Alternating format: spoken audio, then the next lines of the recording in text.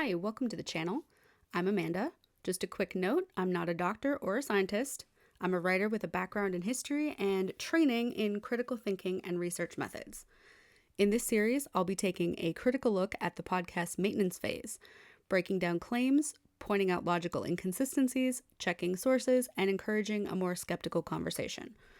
All of my sources will be listed in the description box below. In this video, I'm responding to episode 1, the President's Physical Fitness Test. Overall, I think they raised some important points, especially around the emotional impact the test had on a lot of students. But I also think the history and the public health context are more complicated and a whole lot less sinister than they make it sound. My goal isn't to defend every part of how the fitness tests were implemented. They had real problems, and a lot of criticism is fair. But I do want to push back on some oversimplifications, add missing historical context, and suggest a more nuanced way of looking at both the intentions behind the fitness test and where things actually went wrong. And just a couple of notes before we get started. First thing is that I have the podcast sped up to 1.5 times so that it goes a little quicker, obviously. Thing 2 is that I don't intend to edit this podcast, or shall I say this YouTube video, so you will hear me exactly as I am, good or bad. And I have already forgotten the third thing I was going to say, probably because I have ADHD. So yeah, that being the case, I'm going to go ahead and get this podcast started.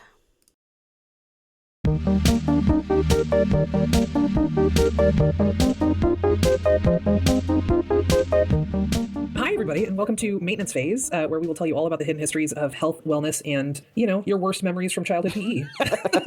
That's remarkably accurate today. I mean, unfortunately. I don't know anyone who felt affirmed by this particular thing. I'm Aubrey Gordon. I'm a writer and author and fat lady about town, and I can't shut up about my new dog. Oh yeah, we have a special guest today, sitting on your bed behind you. Yeah, that's right, Finn Diesel.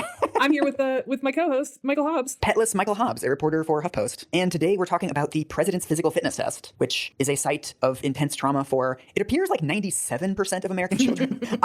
I've seen very few people that are like, that was great, glad I did it. I'm just going to step in really briefly here to say that, first of all, I realize that Mike was exaggerating here for comedic effect, but because trauma is an important and serious concept and one that tends to be really overused today, I wanted to look at what trauma really looks like. The American Psychological Association defines trauma as an emotional response to a terrible event like an accident, crime, natural disaster, physical or emotional abuse, neglect, experiencing or witnessing violence, death of a loved one, war, and more.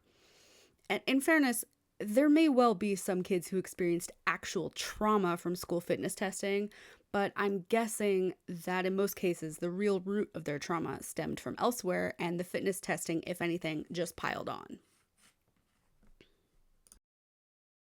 I had a couple of good I really liked being a surprisingly flexible fat kid. Oh. There were a couple of things that I was really good at. Oh, yeah. But pull-ups are a nightmare that never ends. Unbelievable nightmare. I have a vague recollection also of being you have to be on the bar for 15 seconds or 30 seconds or something, even if you don't do one. That's the flexed arm hang. That was one that I always did because I couldn't do one pull-up, where they would lift you above the bars, your chin was above the bar, and then you just had to hold yourself there for as long as possible. Yep, that's right. And you would start shaking. It was just awful. I don't remember if the wall sit was part of that or if that was just a different thing that those PE teachers did. Well, as we will learn, the program wasn't very well organized, and it was kind of up to individual schools and individual teachers what they wanted to include on it. So, fun fact, the rope climb was never on any official fitness test ever. What? Yes, there was no instruction to make kids climb a rope. They just did that because they had one. So at your school, maybe they did the wall sit because your gym teacher wanted that. Oh my God. That was how scientific it was. Also, what kind of jerk is these kids got to be able to climb to the top of that rope? These kids need someone to look at them from below.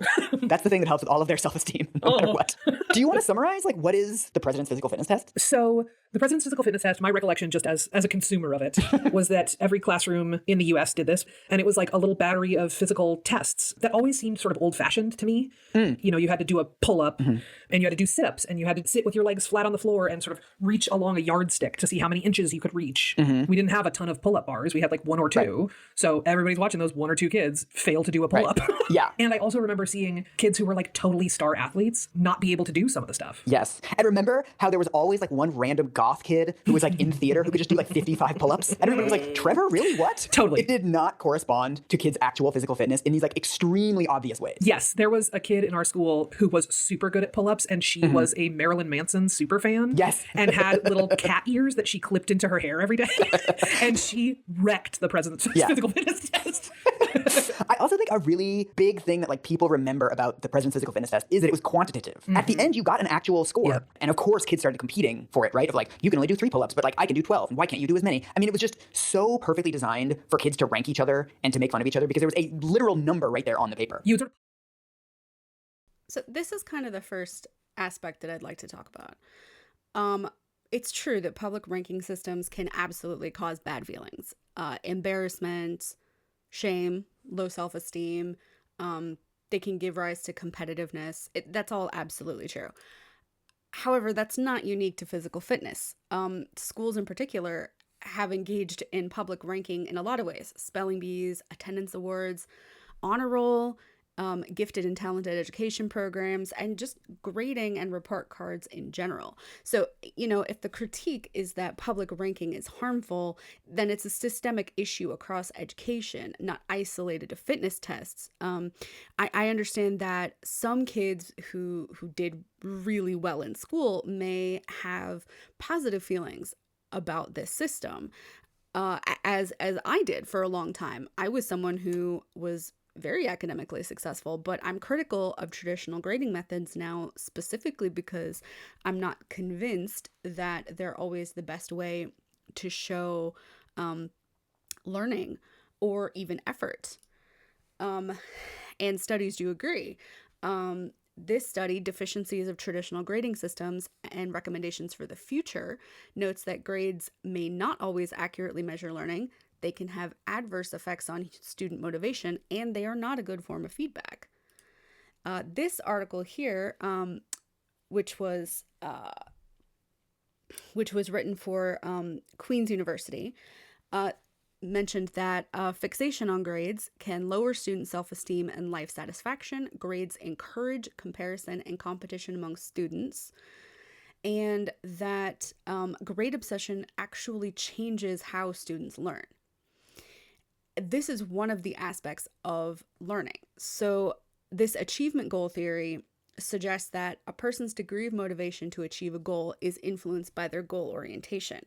And what some researchers have found and believe is that instead of learning tasks for this mastery approach, which is to say wanting to complete a task for the purpose of self-improvement and learning as much as possible, that instead students who are concerned about grades are more likely to come at it from either a performance approach or a performance avoidance perspective, which is to say either they put effort in order to pass tests and get good grades, in order to outperform their peers or to feel superior or to get accolades, or they might actually avoid the task because they perhaps don't believe that they can actually succeed, and they seek to avoid embarrassment, shame, that sort of thing. So again, I'm in no way saying that this wasn't an issue for the fitness testing,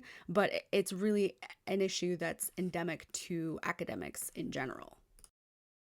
We see people feel betrayed by their own bodies, right? Totally. With a bunch of kids who, for the most part, didn't feel comfortable being vulnerable in front of each other. Yeah, it was also the most vulnerable kids feeling the worst, right? In that it was the fat kids. It was like the kids who had asthma, who their teachers made them run the mile anyway. Ugh. It was specifically like structured to be the most humiliating for the least well-performing kids. Right.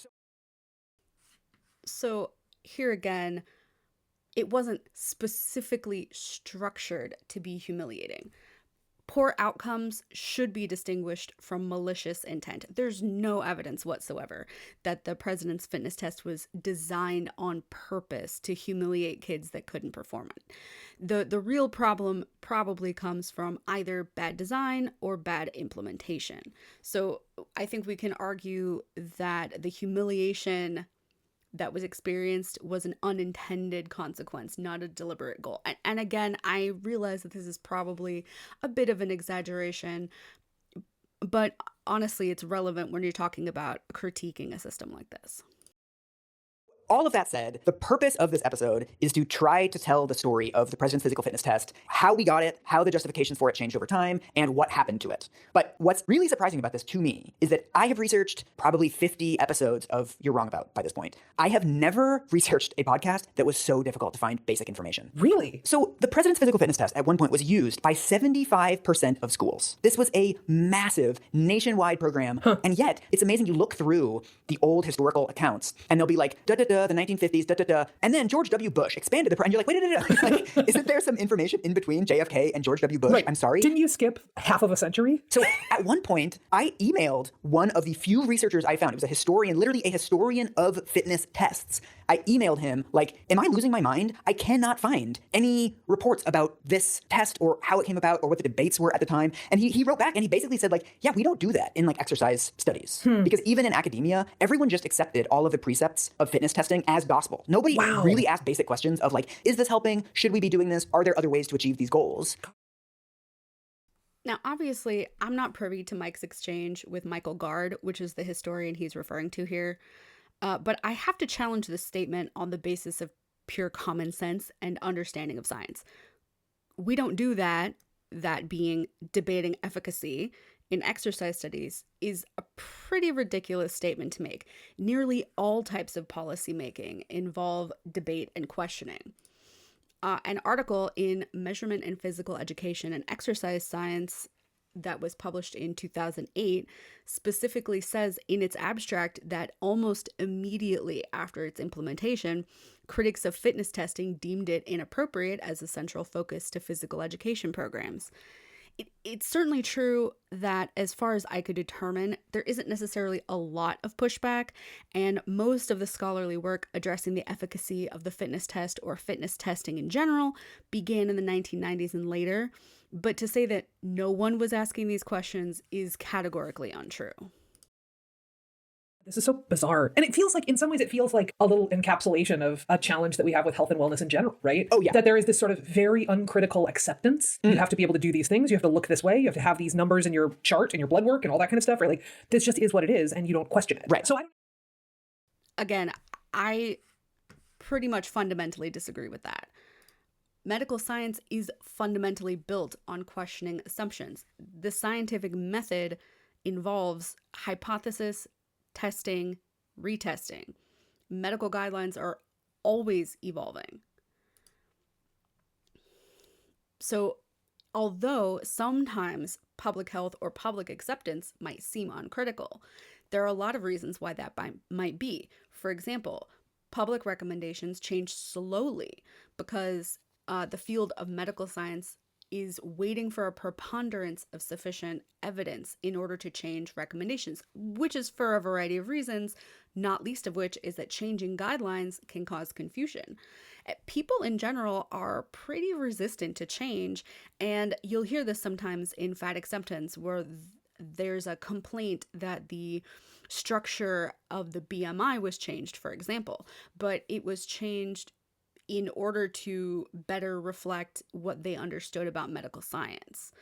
And also, public health messages might seem static or slow because, you know, we on the outside don't actually see all of the internal debates that go on within medical science at big conferences. You can't even get access to some of these journal articles if you don't have a paid account. So, and not that everybody has time to even research all of these things, but a lot of these conversations are going on in a place that most of us will never access. So even though it just seems like, oh, things are changing for no reason, or we're just supposed to accept stuff, I don't really think that that's an accurate reflection of the way that the system works. I think for me, a lot of this, you know, kind of popular idea of, you know, not questioning the numbers and like what your blood work is supposed to look like and all that stuff. I think a lot of that's just because people are trusting their doctors. We're too busy to look up all of these different numbers and tests and markers and try to decide for ourselves what our health looks like. We're supposed to be able to trust experts. You know where this all got started. It feels very sort of like mid-century 50s, 60s kind of time. Oh my God, yes. So I'm curious, like, where did this all start? And do you have any sense of like what was the buildup to getting to this point of like a national fitness test for kids? This is actually one of the few areas that we do know about. So the origins of this start with two doctors named Hans Kraus and Sonia Weber, who are what was known at the time as posture physicians. This field eventually becomes basically physical therapy. There's, if you have lower back pain, there's like exercises that you can do and stretches that you can do, or, if your hips hurt or whatever. You're strengthening some muscles so that others can rest a little more, basically. Right. We had this sort of emerging physiology of like, why do so many Americans have back pain? This is something that had appeared after World War II. Basically, it's like a lot of Americans were moving into sedentary jobs. And so the muscles that you're using to sort of move around and twist, all these posture muscles were starting to atrophy. And so a huge number of Americans in their 30s and 40s were showing up with back pain and shoulder pain and wrist pain. This was a new thing in the 1950s in America. And so these two doctors just started noticing that once they started doing these sort of, sit-up exercises and stretching the hamstrings and that kind of thing, oftentimes their pain would go away. And they became convinced that the real problem was that kids were not getting these skills in childhood. And so these two doctors come up with something called the Kraus-Weber test, which is a 6-part test that is just measuring sort of your basic fitness, your basic like posture muscles. I think became convinced is a bit of an overstatement here. Kraus and Weber definitely hypothesized that if children built strong postural muscles, which is what the test was designed to measure, that they might be able to avoid some amount of back pain and shoulder pain as an adult. And honestly, that makes sense. Mike says just a few minutes previously that lack of use in these postural muscles created atrophy, which resulted in pain. So it's not at all an unreasonable hypothesis that children who use these muscles regularly would be setting themselves up for a less painful adulthood, especially since, as we will learn, not that it should have been any real surprise, the key to, quote, passing this particular test was practice. In other words, regular use of these postural muscles. I'm about to tell you these 6 exercises. Are you ready? Yes, let's do it. It's a very different test than the President's Physical Fitness Test because it's not measuring a sort of peak of performance or average performance. It's just a binary test that measures minimum fitness. So each one of these exercises, you only have to do once. Okay. Okay, so the first one is you're lying down on your back with your legs straight, your arms straight at your sides, and you just sit up. Uh-huh. That's it. Okay. You're not doing 50 sit-ups. You're literally just like you're lying down and then you move into a seated position. Yeah. And there's also the same one, but with your knees bent and your feet on the floor, and you just sit up into a seated position. So that one's like a single sit-up. Yes. Yeah. Then you roll over, you're lying on your stomach, and then can you raise your head, chest, and shoulders off of the ground? Kind of like a reverse crunch. Mm-hmm. And then still lying on your stomach, can you raise your feet off of the ground? Yes or no? And then there's one flexibility test, which is the one we've all done a million times. You're just standing there, and then you reach down and you touch your toes for 3 seconds. All right. And so it's a very quick test. It's a very easy test, and it gives you these really useful results because it's just like, yes, yes, no, no, no, yes. And you're like, okay, this is the level of fitness that you have. This is what we need to work on. It's also really interesting because a lot of this has elements of sort of like yoga and Pilates both. Yeah. That it's just sort of like, can your body move in these ways, right? Yes. Which is a very different approach than do a pull-up in front of the whole class, right? Like, And it's also, because it's a minimum test, there's really not a lot of ways to stratify kids from this because there's no difference between somebody who can do 1 sit-up and somebody who can do 100 sit-ups. It's just, can you do one? Yes or no? Yeah. It's not designed to shame children as later tests will be. It's more, it's a diagnostic tool, basically. great. Again, later fitness tests may have had unintended negative effects on kids' self-esteem, but it doesn't follow that they were designed to shame students. That's a leap that I will call out here.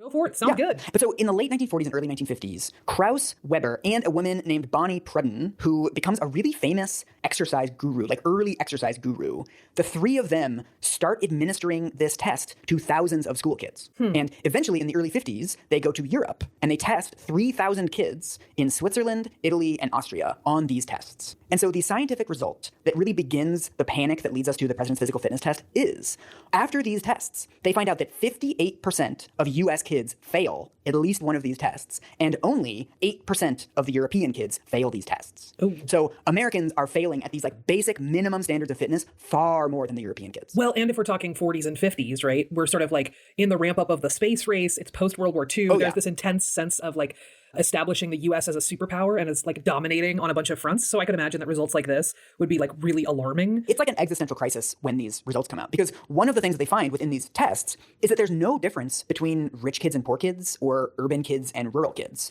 Something is wrong with America, and Europe is beating us at this. Did they ever figure out what's at the root of that, or are there sort of decent hypotheses about why that might be? Yes. So the main hypothesis for this is American decadence. So this is an article from Hans Kraus interpreting the results. He says, Europeans rely less on automobiles, school buses, and elevators. European children walk miles to school, ride bicycles, hike, chop, and haul wood for home heating. In contrast, American children are largely driven in cars by their parents, confined to their own neighborhoods, and obligated to perform only easy chores, such as making their own beds and setting the table. Nothing more strenuous than walking the dog or mowing the lawn. That feels like... So it is true, absolutely, that these that the hypothesis did have to do with less physical work. So in minimum muscular fitness tests in school children, which was written by Krauss and Hirschland. That is, by the way, Ruth Hirschland is the former name of Bonnie Prutton, who Mike mentioned a moment ago. They wrote that the poor American showing can be explained by our high degree of mechanization obviating much physical activity, and therefore it is urged that the physical activities of our children be increased and that muscle tests be given at regular intervals. Now, the result of this can't be taken as direct proof that American children were universally less fit. No broad activity level data was collected or compared.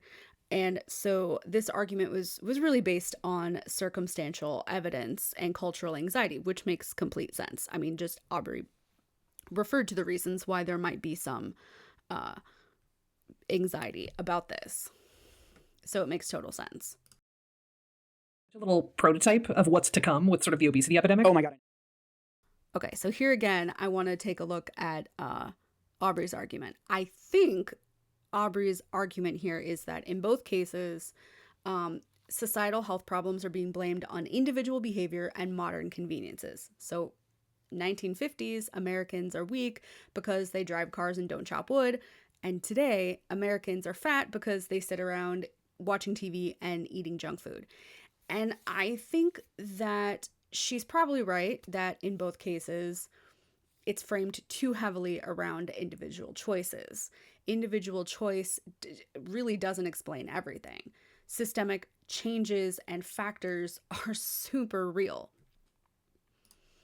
But individual actions and responsibility are still also really important. I mean, structural fixes like addressing the issues of food deserts or regulations around ultra-processed foods and marketing, for example, all of those things take so much time. But individual choices, even small ones, have measurable health benefits, and public health and research consistently shows modest improvements in diet and activity can significantly improve health outcomes. So although I don't think that Aubrey's entirely wrong here, I think that the implication goes a bit far in suggesting that, individual behaviors really, don't have that much to do with it or whatever. Basically, it may not be your fault, but it is your responsibility. There are a lot of societal factors and a lot of other kinds of factors, economic factors, etc., that go into, who we are, what we do. But if we are unhealthy, there are things that we can do to address our own physical outcomes. There is a really fascinating book. I think it's called Diet and the Disease of Civilization. The idea that this author is sort of positing is that the way that we think about diet and exercise and weight loss and all that sort of stuff is as we were in the Garden of Eden and we have fallen. And the reason we have fallen is because of civilization, right? Is because of cars and buses and industrialization and all of that kind of stuff. And that the solution to that is to get, quote unquote, get back to something that is like pre-industrial is almost the idea with a lot of fitness stuff. Where I'm like, cool, we could get back to pre-industrial times, but also you want to think about what life expectancy was in those times? Right, exactly. Yeah, they were just like eating raw meat off the ground. Like, this is not necessarily a recipe for life. Yeah. This ended up really frustrating me because it sets up a false equivalence right off the bat. First of all, there is a bit of a straw man logical fallacy going on here. And a straw man is misrepresenting or oversimplifying an argument to make it easier to dismiss. No one is literally suggesting what they're saying here. And in this case, although Mike, again, is using exaggeration for comedic effect, it also has the potential impact of making a joke out of anyone who suggests we might look to the past for clues for how we might improve our health. The other logical fallacy that's going on here is of false equivalence, which is essentially where you equate two things that aren't equal in either their relevance or their scope. So in this case, the false equivalence is the suggestion that because life expectancy was lower in pre-industrial times, that all aspects of that lifestyle were bad and should not be emulated. But that's simply not in keeping with reality. The reality is that pre-industrial people were definitely, or almost certainly in most cases, more physically capable or physically fit, we might say, because they had to be. Many jobs, most jobs, were had a lot of manual labor involved. Cooking and cleaning at home required way more manual labor. And walking multiple miles every day was normal and often necessary. Some people walked multiple miles to get to work. In the past, like in Regency England and Victorian times, people would take a 5-mile stroll to go visit their friends because you couldn't always use the horse and carriage. And even when public transit started being a thing, it doesn't always take you from stop to stop. This is part of the reason why some people believe that people in urban environments like New York City tend to be thinner on average, is because they tend to do a lot more walking. It just makes sense. Life expectancy in most pre-industrial periods was absolutely lower, but not because of fitness. It was probably due to a combination of infectious diseases, poor sanitation knowledge. People didn't even understand the importance of washing their hands until reasonably recently. Lack of antibiotics and other medication, dangerous childbirth conditions. The infant mortality rate also can bring down life expectancy because outliers like that are factored in. And in some areas and places, malnutrition and poverty also would reduce the life expectancy. So a better way that they could have framed this is to look at where aspects of pre-industrial behavioral norms compared favorably to modern medical recommendations already. For example, the CDC and the WHO recommend 150 minutes per week of moderate exercise. Walking is considered one of the most accessible exercises. It's completely free. Many people can go for a walk right outside their houses or can take public transit to a place that's maybe a little bit safer. So basically, you could, and I think I would argue that we should, look at the past to see what behaviors might make sense to reclaim today. Seems right. But so eventually we find out the actual reason that European kids did so much better on the test has much more to do with practice than American decadence. If the problem was American decadence, we're not walking to school anymore, we're all living in the suburbs, whatever, that's actually a pretty small slice of Americans at this point. In 1950, we still had about half of American kids were walking or biking to school. It's actually very important that in these fitness tests, we don't have a stratification between rich kids and poor kids, urban kids and rural kids. Because if this was about American decadence, well, they have rich kids in Europe and they have poor kids in America. I basically agree with this. It's definitely true that in the mid-20th century, plenty of kids were walking and biking to school. Kids were still playing outside and probably, generally speaking, more active than kids of today. In large part because they didn't have as much of the super appealing stuff that keeps kids stationary today. Television, movies on demand, all kinds of tech devices. But it doesn't mean that there are no relevant factors here. There are a lot of substantial differences between America and Europe. In fact, there are substantial differences between different European nations, too. It is true that America, in general, recovered faster and more cleanly from the impacts of both world wars, and a huge part of that was just geography. The wars, for the most part, didn't take place on American soil, and the United States also entered the wars several years later in both cases. World War I began in 1914, and the United States officially declared war in 1917. Similarly, World War II began officially in 1939, and the United States declared war in 1941.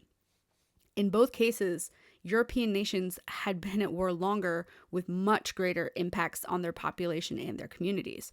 So when it comes to the decadence of the American lifestyle, if you want to call it that, it really has more to do with the fact that the United States had the economic ability to do things like buy those cars and engage with more of those modern conveniences. For me, the most compelling rationale that could explain this is what Bonnie Pruden herself suggested, which was the practicing of the exercises themselves, which is to say, the use of the muscles being tested. And other factors were almost certainly involved, but it seems clear to me that some people's kind of puritanical ideas about human behavior were probably coloring the lens through which they looked at this issue. By which I mean, there's this sense from basically from pilgrim times that it was wrong to engage in certain forms of merriment and relaxation, and that we should always be looking for ways to be productive and hardworking. And I think that for some people, the vestiges of those old ideals were still in effect. I mean, they still are today, actually. You'll hear people who will talk about, how people should always be hustling or grinding, and then they don't respect the impact and the power and the right that we should all have to occasionally relax.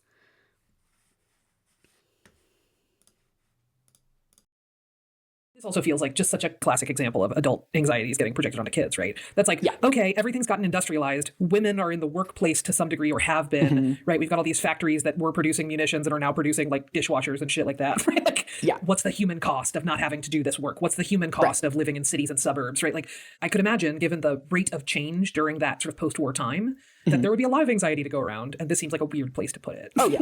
But then what's really interesting about the Krauss-Weber test is, as Krauss and Weber themselves say, this is a test that can improve with practice. So American kids who take this test and fail it and then practice at it for 6 weeks will then get the same results as Europeans.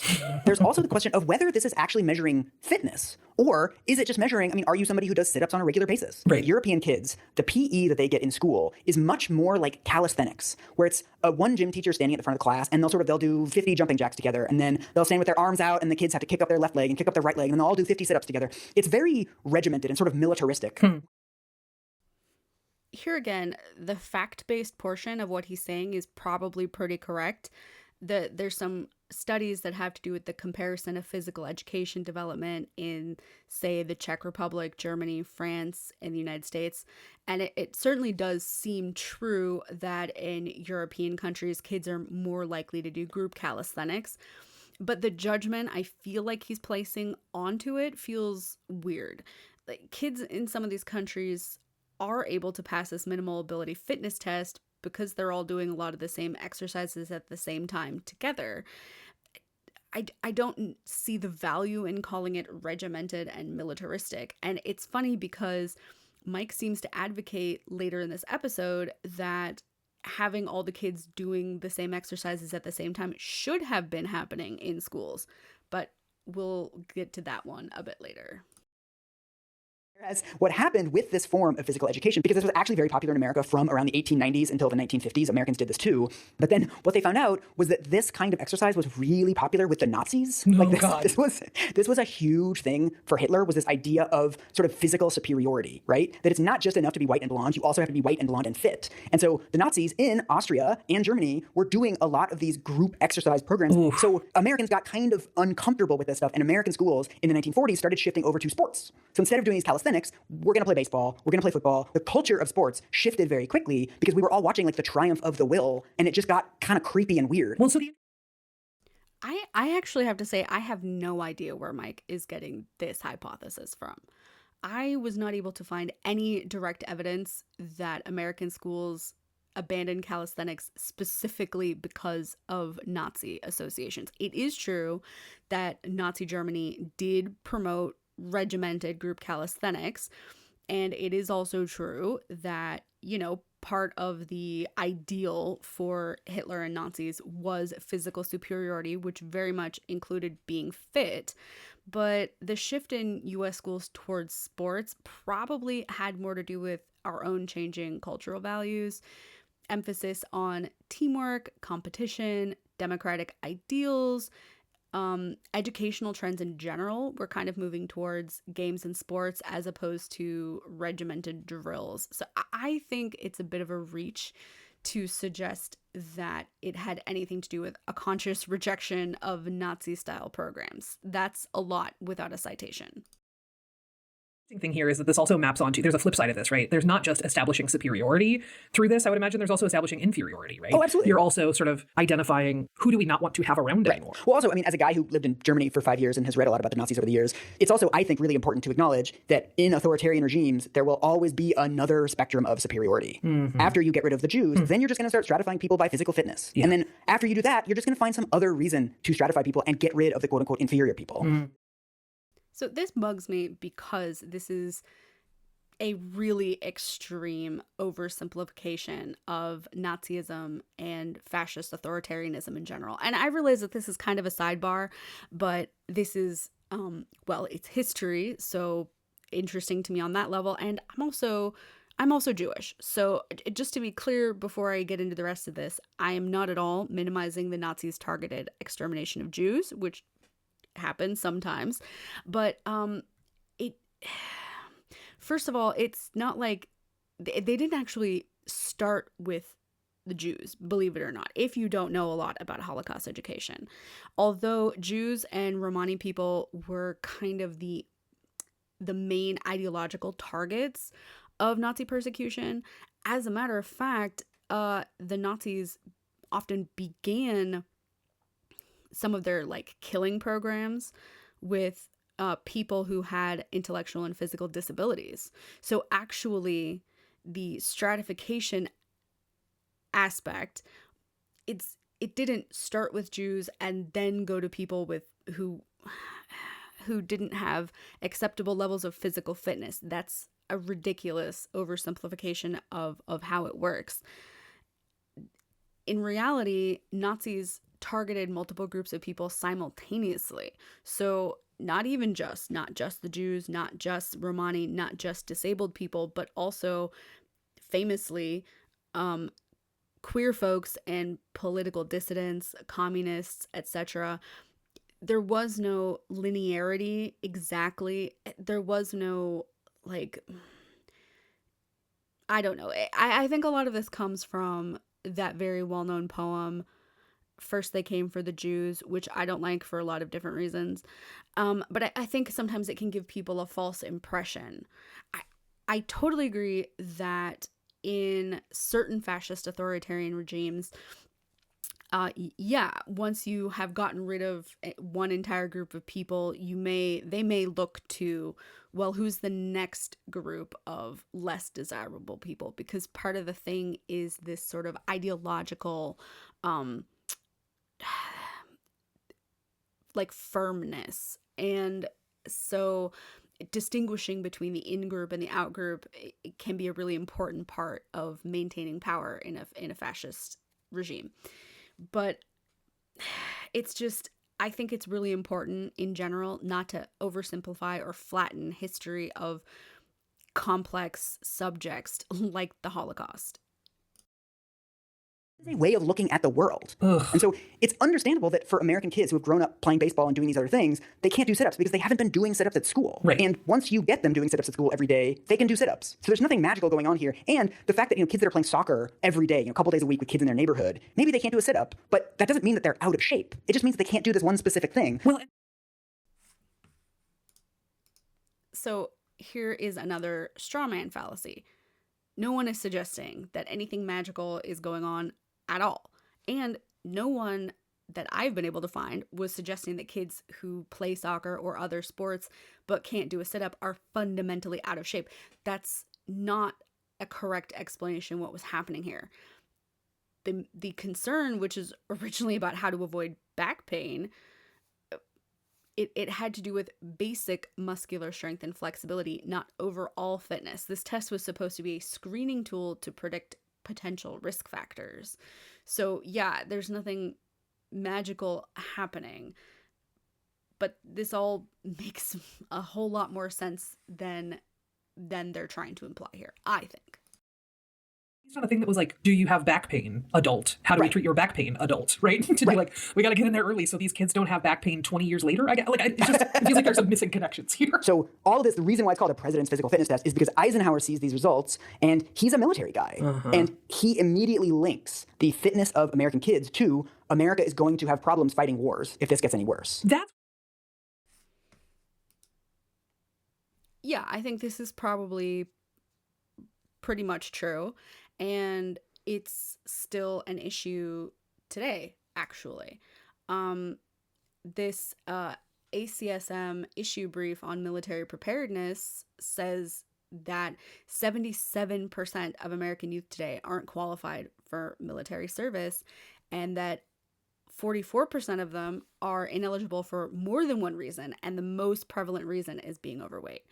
And there was a quote here from Lieutenant General Mark Hertling, where he said, quote, "The military has experienced increasing difficulty recruiting soldiers as a result of physical inactivity, obesity, and malnutrition among our nation's youth." Now, malnutrition is actually really interesting here, because I think when a lot of us think of malnutrition, we're probably thinking about starving or emaciation or similar. But, I think it's entirely likely that part of the issue here is over reliance on ultra processed foods, which don't have sufficient nutrition. And the issue with obesity in the military has actually definitely gotten worse over time. You can see in this article here from Military Times that 1.6% of the military was clinically overweight in 2001, which grew to 7.8% of the military in 2016. And you'll see it has gotten even worse. There was a study in the fall of 2023 that suggested that today nearly 70% of U.S. service members are within the overweight or obese ranges of the body mass index.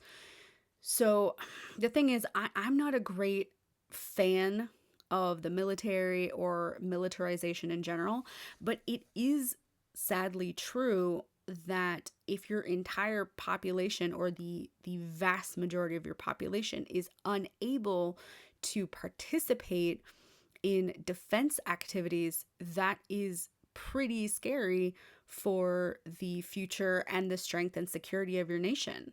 So I don't love the framing of, let's make sure that, kids are able to serve in the military. But unfortunately, it is a real concern, maybe not as much for the US, not as much these days, but it's an extremely understandable concern, certainly in the middle part of the last century.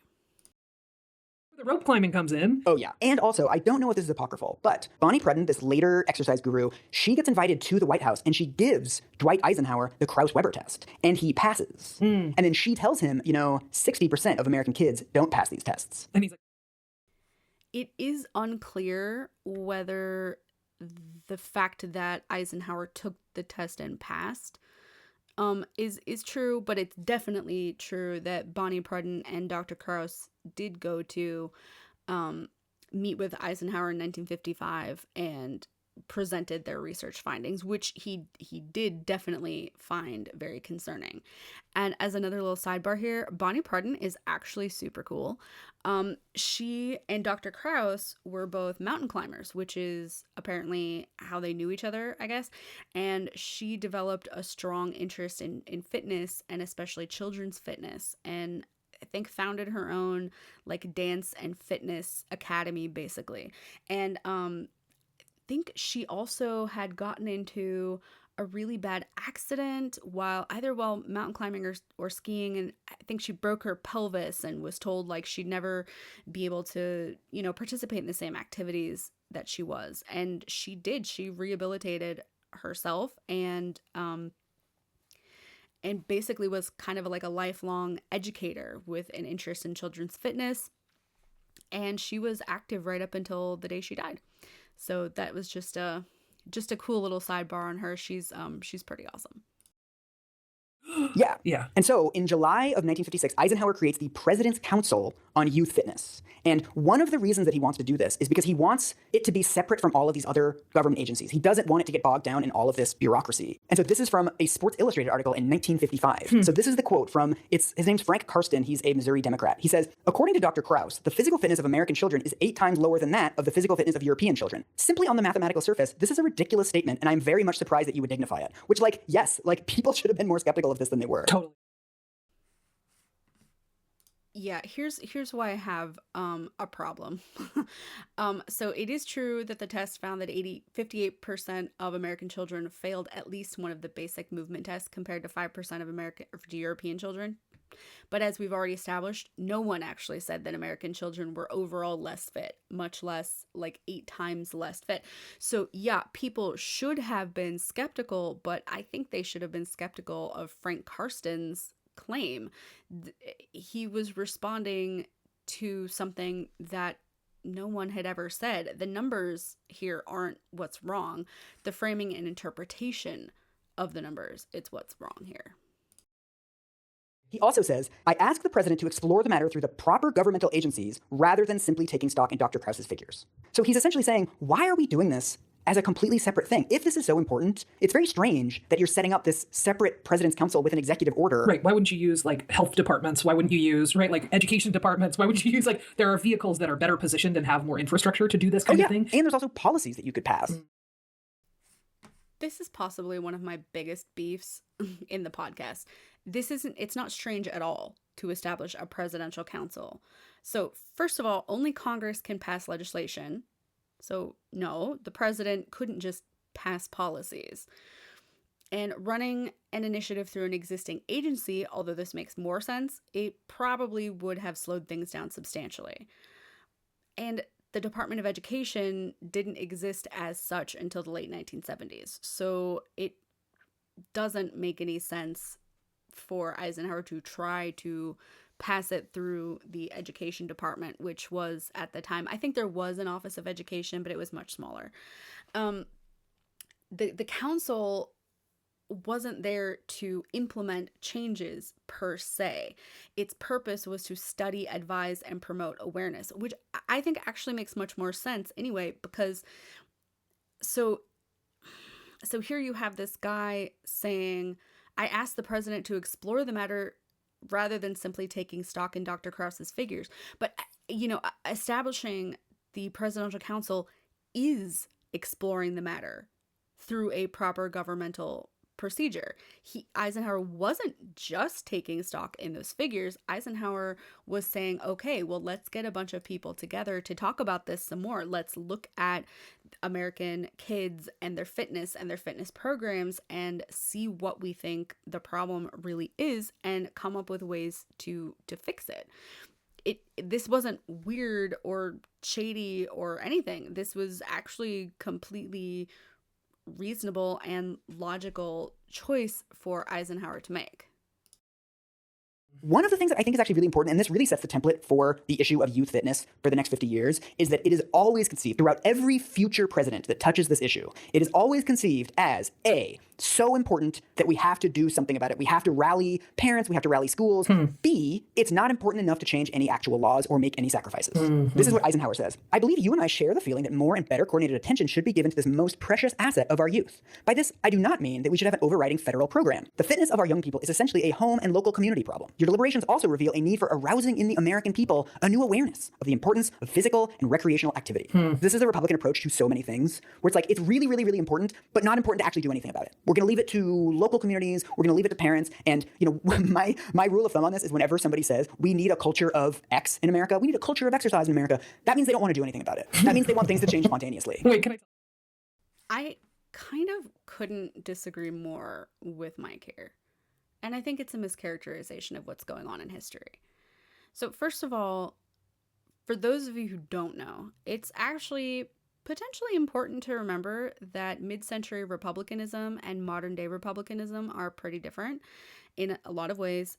Same thing with mid-century Democrats and modern Democrats. So mid-century republicanism, it definitely was on the fiscally conservative side, But the mid-century Republican Party supported larger initiatives. They expanded New Deal programs and welfare programs, and put into place a lot of the interstate highway system. Democrats in the mid-century were pretty strongly for states' rights, although this changed throughout the 50s and 60s as as like the core of the party kind of became more interested in civil rights and activism, and you would see this schism and eventually a break in the Democratic Party, where a lot of Democrats ended up changing to the Republican Party because they didn't like the direction the Democrats were going in.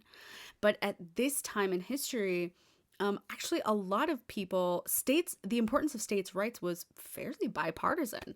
So keeping something like this and not doing an overarching federal mandate was probably good, because a lot of people would have been very against an overarching federal mandate and program. And federal mandates do often fail. Things like health and education are often more effective implemented at the community level, the local level, even the state level. Not just because of states' rights, although that is a part of our national heritage. And many people feel like they want the role of the federal government to identify issues, to research, make recommendations, not to force people to do things in a certain way. And my last complaint about this is saying that, we need a culture of X is not necessarily advocating for spontaneous change without wanting to do anything about it. I see it much more as an acknowledgement that any real change can't happen without the culture changing. It has to involve everyone, and everyone buying in, and everyone changing and growing alongside policy. Otherwise, reforms are not effective. Something. Ooh. I just turned in a new piece, and the title is "It's Time to Bring a Culture of Consent to Diet Talk." No! I'm the problem, Michael. You're the the enemy. No, but totally. Like, I hear you, right? That if you're talking about a culture of something, then there's not necessarily like a single person who's responsible. Yes. Yeah. One of the things that's amazing, I actually found a really fascinating article about the systematization of children's play. What they find is that in the early years of this council, so right after Eisenhower sets it up, it's actually really cute and really lovely. So in the first wave of this organization, what they start putting out is all these recommendations that are really about, we need to give children open-ended forms of play. And it's really important for kids to have hobbies, but it's not important what those hobbies are. So one of their first recommendations that they put out in one of these reports, it comes out in 1956, it says schools should have more time, equipment, and personnel for physical education and should focus increased attention on children who are not athletically gifted rather than on stars. So it's already saying, like, let's look at the kids that need a little bit more help and let's focus on them, because like the buff football jock who's doing 24 pull-ups, he really doesn't need us. It also mentions specifically, and this is dope from 1956, it says make sure that girls have equal opportunities for physical fitness. Whoa, hey, Dude. that's great. They also, this is from the terrific article on this that I found. It says, in the conference's final report to the president, the conferees offered a definition of fitness that encompasses the total person: spiritual, mental, emotional, social, cultural, as well as physical. That is. Yeah, everything he says there does pretty much line up with what I found in my own research as well. I do feel like he's sort of lightly implying certain things that are not exactly true, but on the surface of what he's saying, everything here does line up with what I said, with what I found. Absolutely true that that early educators believed that kids needed to have hobbies, kids needed to have time to relax. Even it said in the report that I read. Yes, it absolutely said that schools should focus their personnel for in the physical education field on children who weren't athletically gifted. That's absolutely true. Yeah, and there's no differentiation between boys and girls. And yeah, even that part about the definition of fitness encompassing the total person, that's pretty much true. I would say that I would analyze it slightly differently, just that I feel like the shade of meaning had more to do with the fact that physical fitness was an essential part of your moral and spiritual fitness. So I don't know that it was exactly quite as, freewheeling granola as Aubrey is about to suggest, but it definitely sounds a lot more holistic than I think we would have expected for that time period, maybe. Like some whole child learning that is, Right. even today, can be kind of a radical approach. Totally. That's kind of badass ahead of its time thinking. Yeah, and in their reports, they even mention stuff like camping and fishing and bowling, these things that are not necessarily the most athletic, right? You're not dripping sweat when you're fishing, but it's just a nice recreational activity, and some kids are going to be more suited to that than they are to jogging 10 miles, and that's fine. Totally. And this is the last time that this is going to happen in this episode, but they actually propose changes to the physical environment. That one of the things they say is that cities should start closing down streets to cars so that they create time and space for children without excessive adult oversight. They're essentially saying, let kids play in the street, let them meet their neighbors, let them play Frisbee, let them ride their bikes. It doesn't really matter what it is. I will say, this is something that we are sort of working toward in Portland, Oregon now, not for kids playing purposes, but for like, maybe some streets should just be for bikes and pedestrians. Oh, yeah. And the freak out around that from folks who drive cars is like astronomical. Oh, people lose their minds. It's so Absolutely lose intense. their So it's minds. really fascinating to hear this, come around, 60 years ago plus 70 years ago now. I mean, it is this glimpse of the health and wellness rhetoric that we could have had if we hadn't diverted into this fork of weight. Some kids are going to like fishing and they're not going to be able to do a pull-up. And fine. Like, I don't need every kid to be getting their resting heart rate above 90 beats per minute 3 times a day. Like, this quantification is something that has become so poisonous around all of our rhetoric around food and health and fitness. And this was a time when basically this council explicitly resisted calls to do that, right? They resisted the idea of testing kids. They resisted the idea of setting a baseline for fitness. They basically said, let's not tell them what kind of play we want them to do or what play is or what it means to be fit. There's no point in doing that. Let's just give them the space. Yeah. So I'd say this is not exactly. First of all, I don't really like his characterization of, the quantification of fitness that's become poisonous. I mean, I definitely think that there are ways in which people take it too far. A lot of the stuff around like biohacking, like trying to maximize our body's capabilities and like let's figure out precisely what combination of what I need to eat to get like this specific result. Like I do think people take it too far, but medical science is really more to do with let's find the point at which we have maximal positive health outcomes, say, and then that's our recommendation. It's not about like I don't really know how else to say it, but also it's not that the early council didn't avoid defining fitness. These are some direct quotes. Quote, indifference to the softness which comes from lack of participation in health-giving activities will bring erosion of our strength. And by our strength, I believe they mean like our national strength, our strength as a community. Quote, stronger programs of physical education and recreation are needed in the schools and outside, home, family, public, etc. And most importantly and relevantly to what Mike's saying here, quote, fitness programs should be developed to meet recognized standards. Such programs should provide exercise to develop strength, flexibility, and other qualities as well as skills for personal enjoyment and development. So I will say this is still more of a holistic whole child approach than I think we do sometimes see, but I don't see this as the council explicitly resisting the call to test kids or set a baseline for fitness. You would need to set a baseline in order to have programs that have recognized standards at all, and you need testing in order to determine whether your programs are meeting those standards.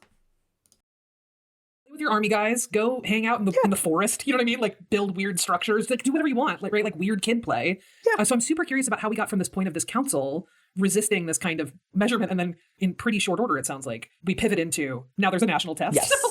So what happens is, and the way that we get to the president's physical fitness test that we know today, is the sort of academic expert community starts to coalesce around a new way of thinking about fitness that becomes really popular in the late 1950s and early 1960s. There's a guy called Charles McCloy who becomes really famous by writing a bunch of magazine articles. One of his most famous articles is called How About Some Muscle? He essentially makes the same argument that Krauss was making in 1953. Kids are too soft, and the problem is we don't have any measurable goals for these kids. And what the hell are these president's council, whatever people doing that, they've been doing this for a couple of years, and we don't even have baselines of what kids should be able to do. And so in 1958, the president's council gives in to this changing paradigm of fitness and this increasing quantification of fitness and produces the first official U.S. government fitness test. Here, I'm going to read you the activities that are on it, okay?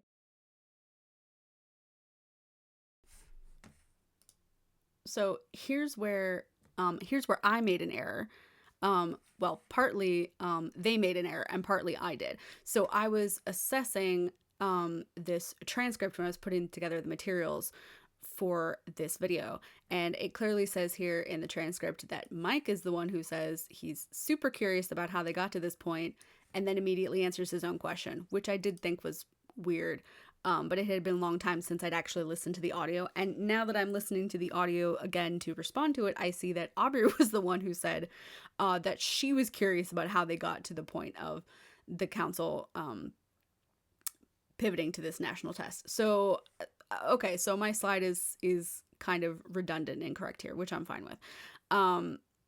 And yes, it is absolutely true that national fitness discourse played a big part in the changing of the council. But as I mentioned previously, if the council itself is recommending fitness programs that meet certain specific standards, you have to have testing in order to determine whether the programs are fitting those standards. Please. So it has 8 fitness tests. So first, straight leg sit-ups, Okay. standing broad jump, they're measuring how far you can jump, pull-ups for boys or modified pull-ups for girls, that's the flexed arm hang, the 50-yard dash, the shuttle run, that's the thing where you pick up an eraser and then you run back and then you pick up another eraser, you basically run back and forth for a couple minutes. Yeah. There's the 600-yard run.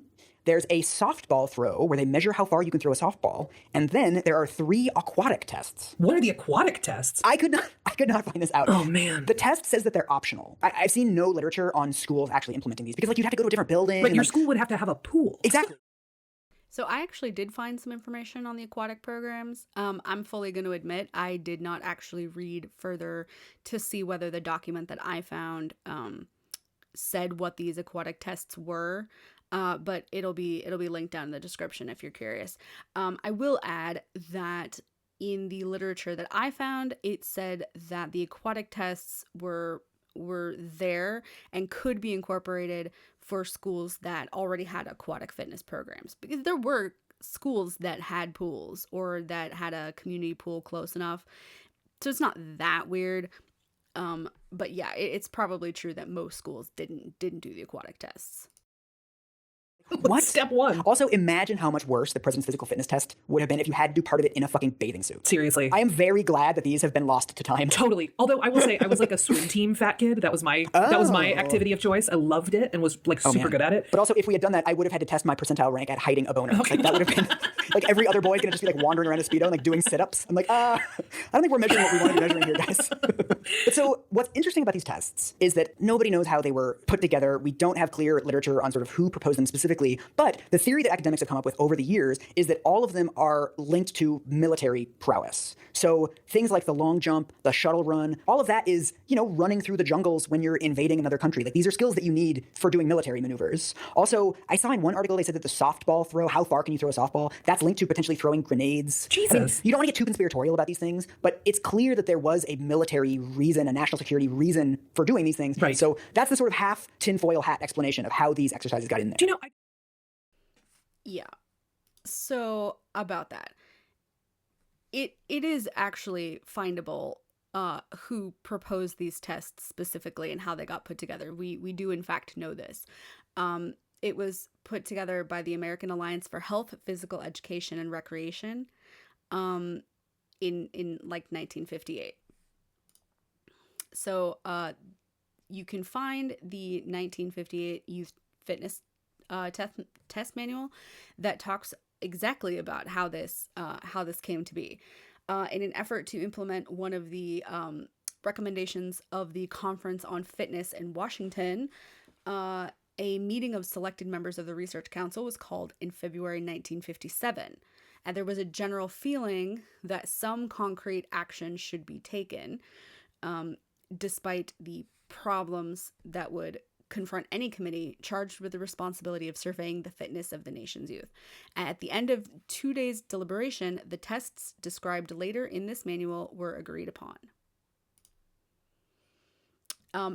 This is also kind of a side note, but I did think it was really interesting under the section on test administration. It says specifically here, a test should not be given to any pupil whose medical status is questionable, which to me suggests that this original manual here would have frowned upon forcing asthmatic kids to run the mile, for example. I could be wrong about that, but that's how I interpret this statement.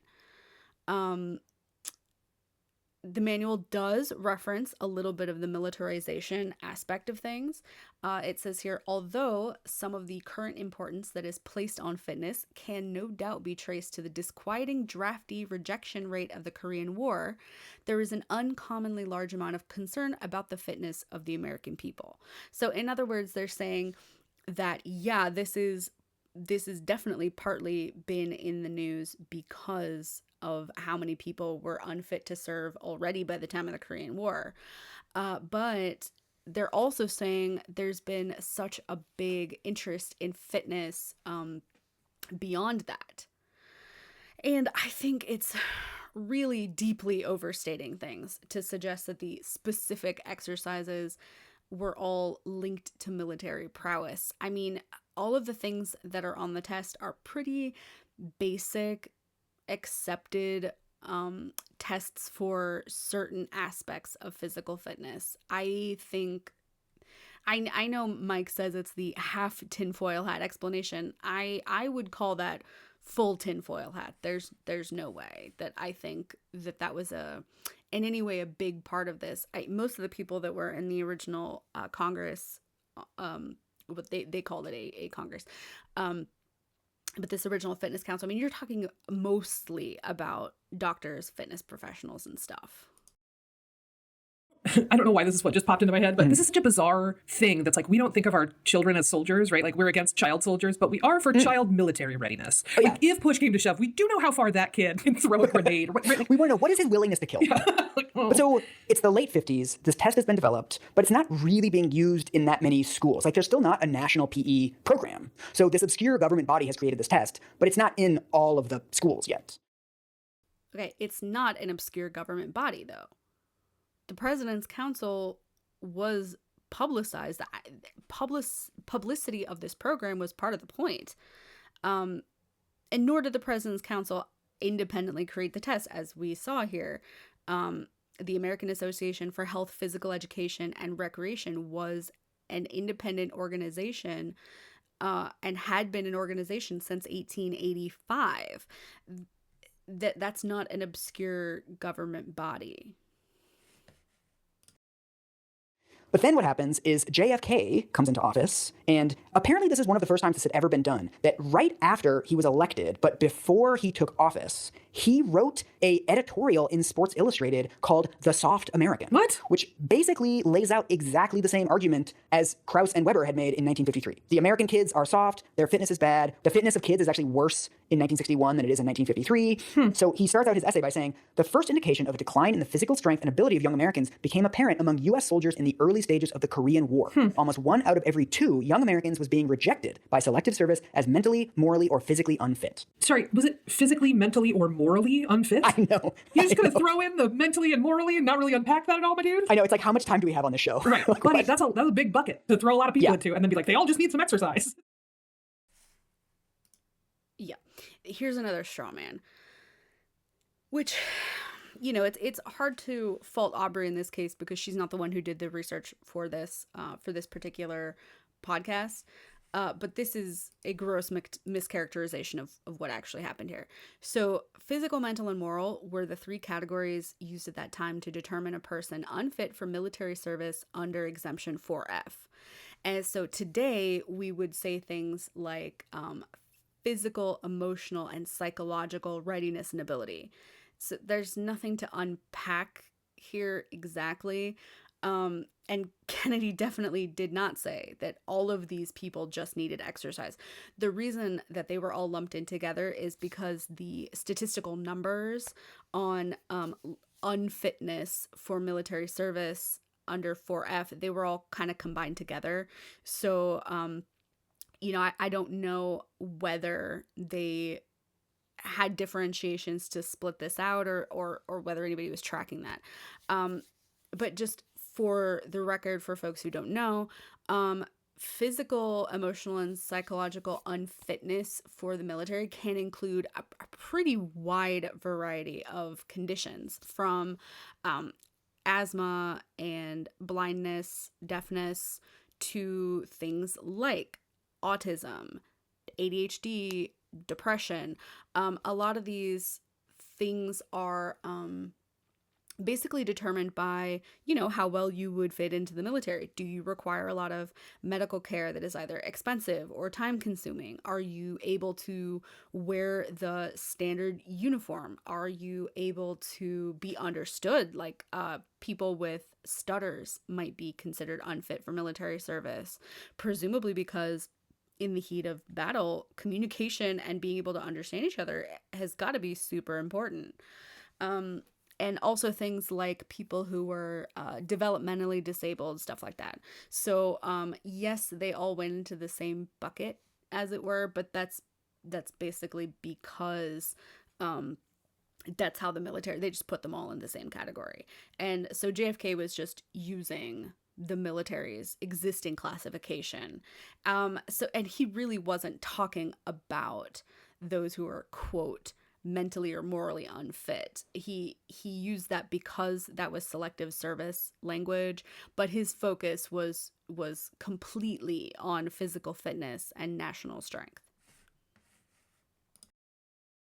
Really not the point. There's also, but then he does the thing. He ends his Sports Illustrated article doing the exact same thing that Eisenhower did and that every future president will do. He says, this is so important. Our bodies are getting soft. We need to beat the Soviets. We need to be a vital nation, vigorous, blah, blah, blah. And then he's like, okay, here are my recommendations. Here's what we need to do to solve this problem. I'm going to read these to you. First, establish a White House committee on health and fitness. Make the physical fitness of our youth the direct responsibility of the Department of Health, Education, and Welfare. The governor of each state must be invited to attend the annual National Youth Fitness Congress. So it's like, establish a fucking committee, invite governors to a meeting. Right. It's so important. This is the only way we're going to beat the Soviets, but you just want to hold a bunch of meetings and bring the President's Council into a different government department? Ugh. And so another really important thing that he does is he establishes an award. So again, I think this demonstrates a fundamental misunderstanding of both history and our political system. So at the time of Kennedy, still no federal Department of Education existed. Youth issues like fitness, like health, like education were almost exclusively dealt with at the state and local community levels. So creating advisory councils and structures and involving state governors was consistent with constitutional norms. It actually was probably an improvement on what Eisenhower did because they were inviting governors. And, Mike is really down on, meetings, but honestly, meetings can be super helpful. They're an interesting, not always interesting, but they can be an effective way of transmitting information, of having debates, of getting everybody kind of there on the same page. It's probably the closest they could have done to a federal program at this point in time, as far as what would have been considered constitutional. And also Kennedy moving this new council, or the new iteration of the previous council, under the Department of Health, Education, and Welfare is exactly what Aubrey had suggested earlier in the podcast. But she goes, ugh. So I feel like there's a bit of moving the goalposts here. So now it's not sufficient to have this council be under the existing department. That's what you wanted. I don't know what else you're looking for here. So you probably remember this from when you were a kid, that the kids who scored above the 85th percentile on all 6 categories of the President's Physical Fitness Test got an achievement award. I don't know if it was like a ribbon or like a medal or whatever it was, but they would get sort of officially recognized for being one of the fittest kids at school. Ugh. This was seen as a way of promoting physical education and kind of fostering friendly competition among kids. How friendly was it? I know.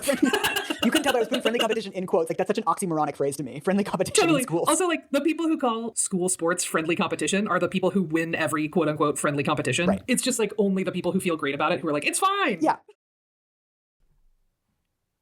Right. Well, again, competition itself is not necessarily inherently the problem. There's definitely solid arguments to be made on whether competition is something that we should be encouraging in the educational environment or in general. But schools host competitions in all kinds of areas: academics, music, art, science, not just in physical fitness. And not all kids excel in those areas either. So it's pretty unfair to only criticize competitions that don't favor us personally. It's more about, is it a fair or consistent evaluation? Is it an activity that, well, like I said, there's room to criticize whether competition in general is good for the school environment. That's that's a much deeper argument than I really want to get into too much here. I do think there's one point of solid difference here, which is about the cultural values of physicality versus intellectualism. And now it is true that athleticism has historically been highly valued in school social hierarchies. Athletes have often been granted popularity and status. Intellectualism has been more ambivalently valued over time. Sometimes it's admired, but being intellectual is often mocked. Nerds, geeks, dorks. So fitness competitions do, in some senses, feel like they are reinforcing existing inequalities, while academic competitions may feel like they offer recognition for less socially dominant kids. So I do think there's a small kernel of reasoning here why these fitness competitions may have felt especially awful. But it is worth noting that kids who don't excel in educational competitions do still sometimes experience negative personal emotions.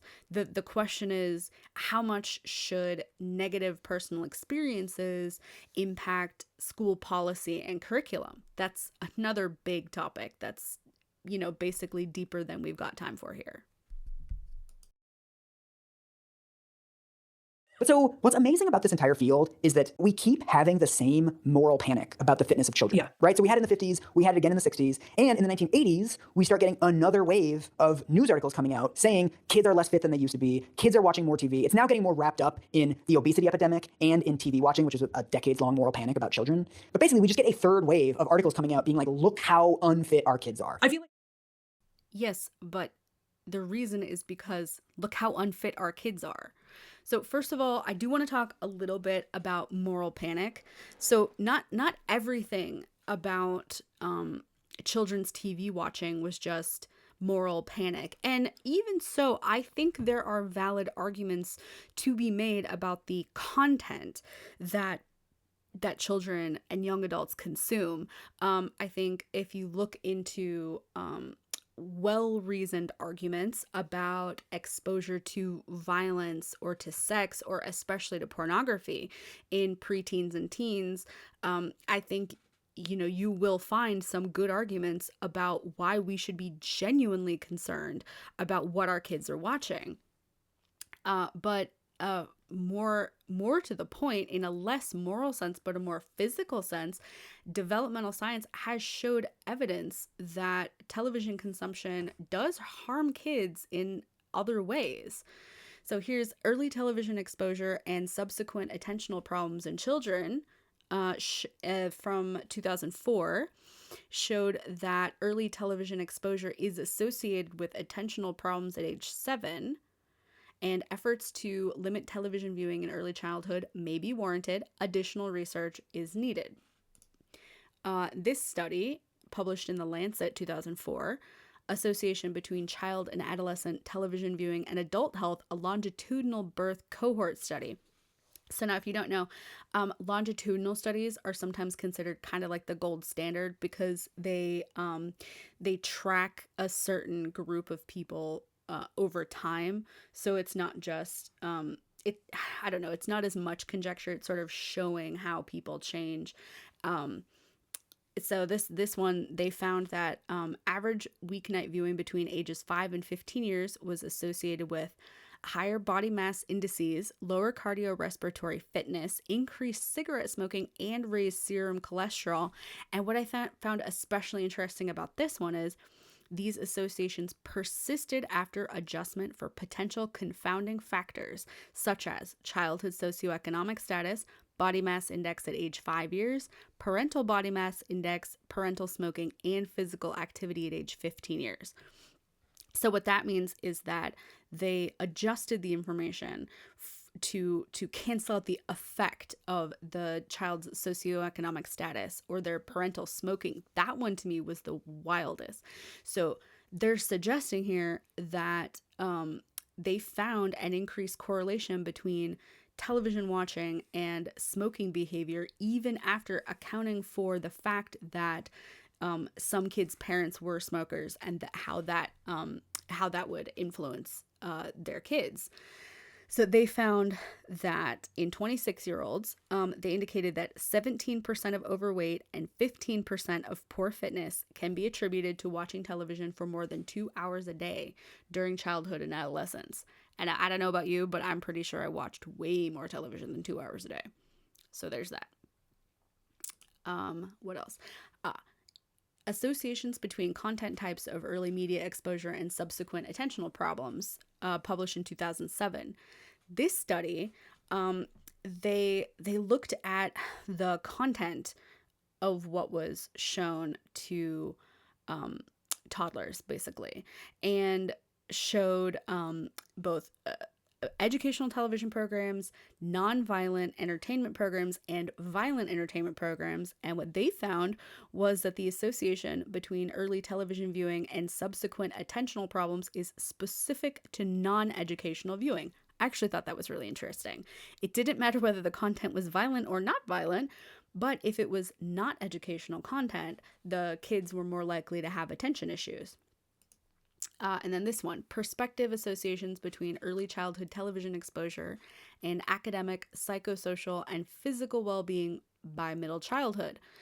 Adjusting for pre-existing individual and family factors, every additional hour of television exposure at 29 months, so 2.5, corresponded to 7% and 6% unit decreases in classroom engagement and math achievement, 10% unit increases in victimization by classmates, that is to say, 10% increase in being bullied, 13% unit decreases in time spent doing weekend physical activity, 9% unit decreases in activities involving physical effort, higher consumption scores for soft drinks and snacks by 9% and 10%, and 5% unit increases in body mass index.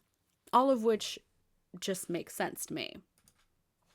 Systematic review of sedentary behavior and health indicators in school-age children and youth, published in the International Journal of Behavior, Nutrition, and Physical, well, I don't know what that last word is, in 2011, showed that, so this particular study looked at a lot of individual studies, and it looked at various sedentary behaviors and then various health indicators, and found that among the studies that they looked at, television watching was the most common measure of sedentary behavior, and body composition was the most common measure of health indicators. Qualitative analysis of all studies revealed a dose-response relation between increased sedentary behavior and unfavorable health outcomes. I didn't look it up, but I believe dose-response relation means the amount correlated to the intensity of response. Watching TV for more than 2 hours per day was associated with unfavorable body composition, decreased fitness, lower scores for self-esteem and prosocial behavior, and decreased academic achievement. In particular, the evidence suggests that daily TV viewing in excess of 2 hours is associated with reduced physical and psychosocial health, and that lowering sedentary time leads to reductions in BMI. And all of this, it honestly just follows from everything that we know now. It's not a moral panic about kids watching TV. There's real science that shows that the more people on average watch television, the less likely they are to be physically active in any way, and the fatter they are. It's just science.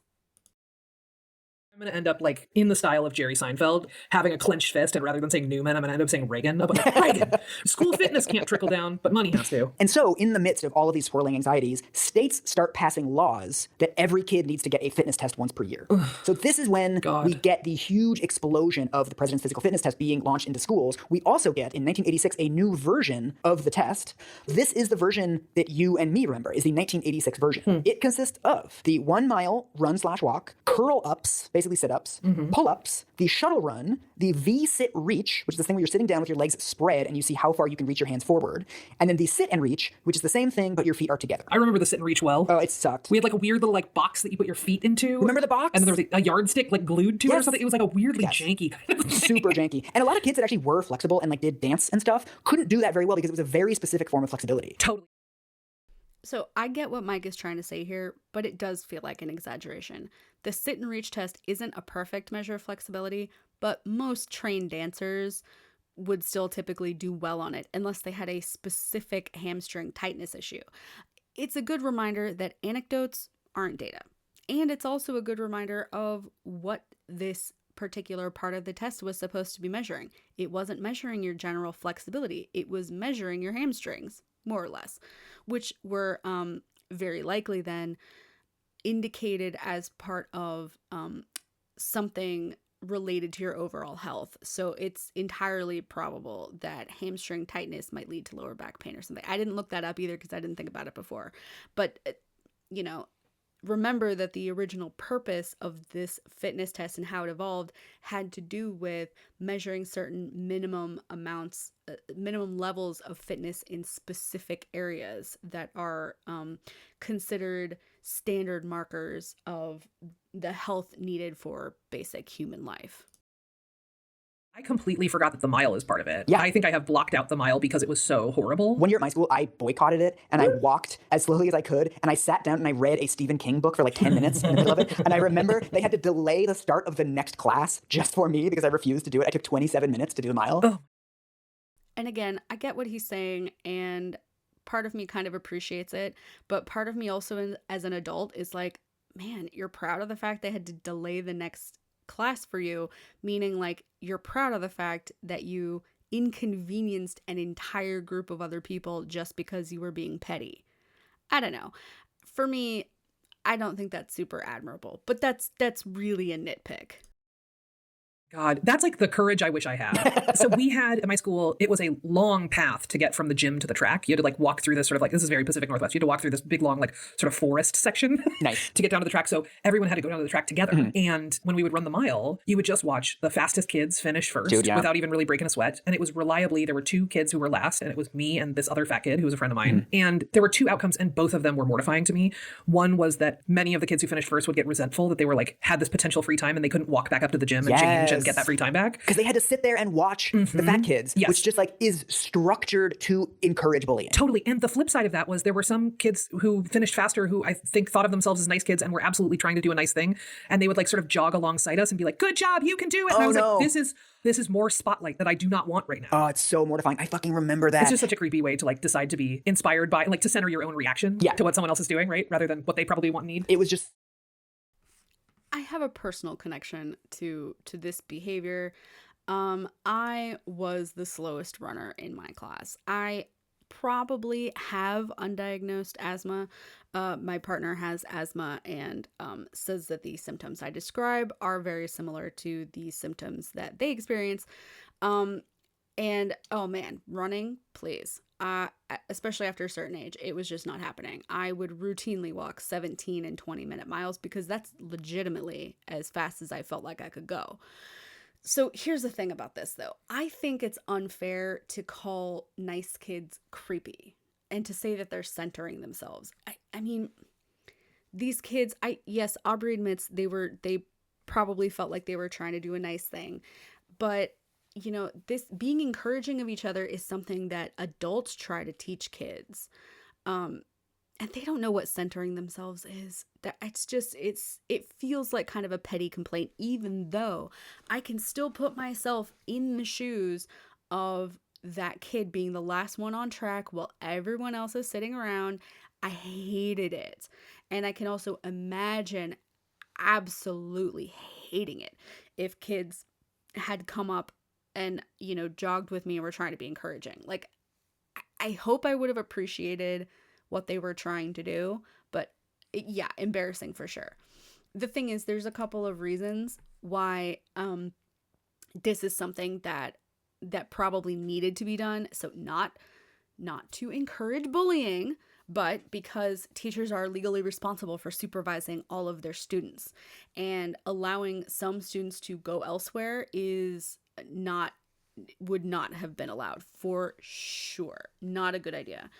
And also, I thought about why couldn't, like, when there's just like one kid left, why can't you just let them stop? This is especially for regular mile running, not necessarily for the fitness test, but just in general. Can't you just let them stop and, be done with it? But sticking it out was, and oftentimes still is, seen as character building, or that's how they would have said it. Today, I advocate, I wrote a book on strategies for dealing with anxiety, depression, and ADHD. And one of the things that I talk about in that book is that, you should practice being uncomfortable. Don't make everything as easy for yourself as you possibly can. Accommodations are good. Giving yourself grace is good. Allowing yourself to relax is good.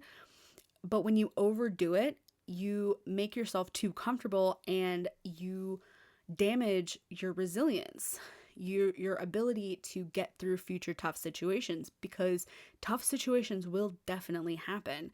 And sometimes you need to just be able to suck it up and do the thing without having a complete meltdown. So I kind of get it, even though I literally physically could not run and breathe. And I hated running the mile, but yet as an adult, I kind of still get it.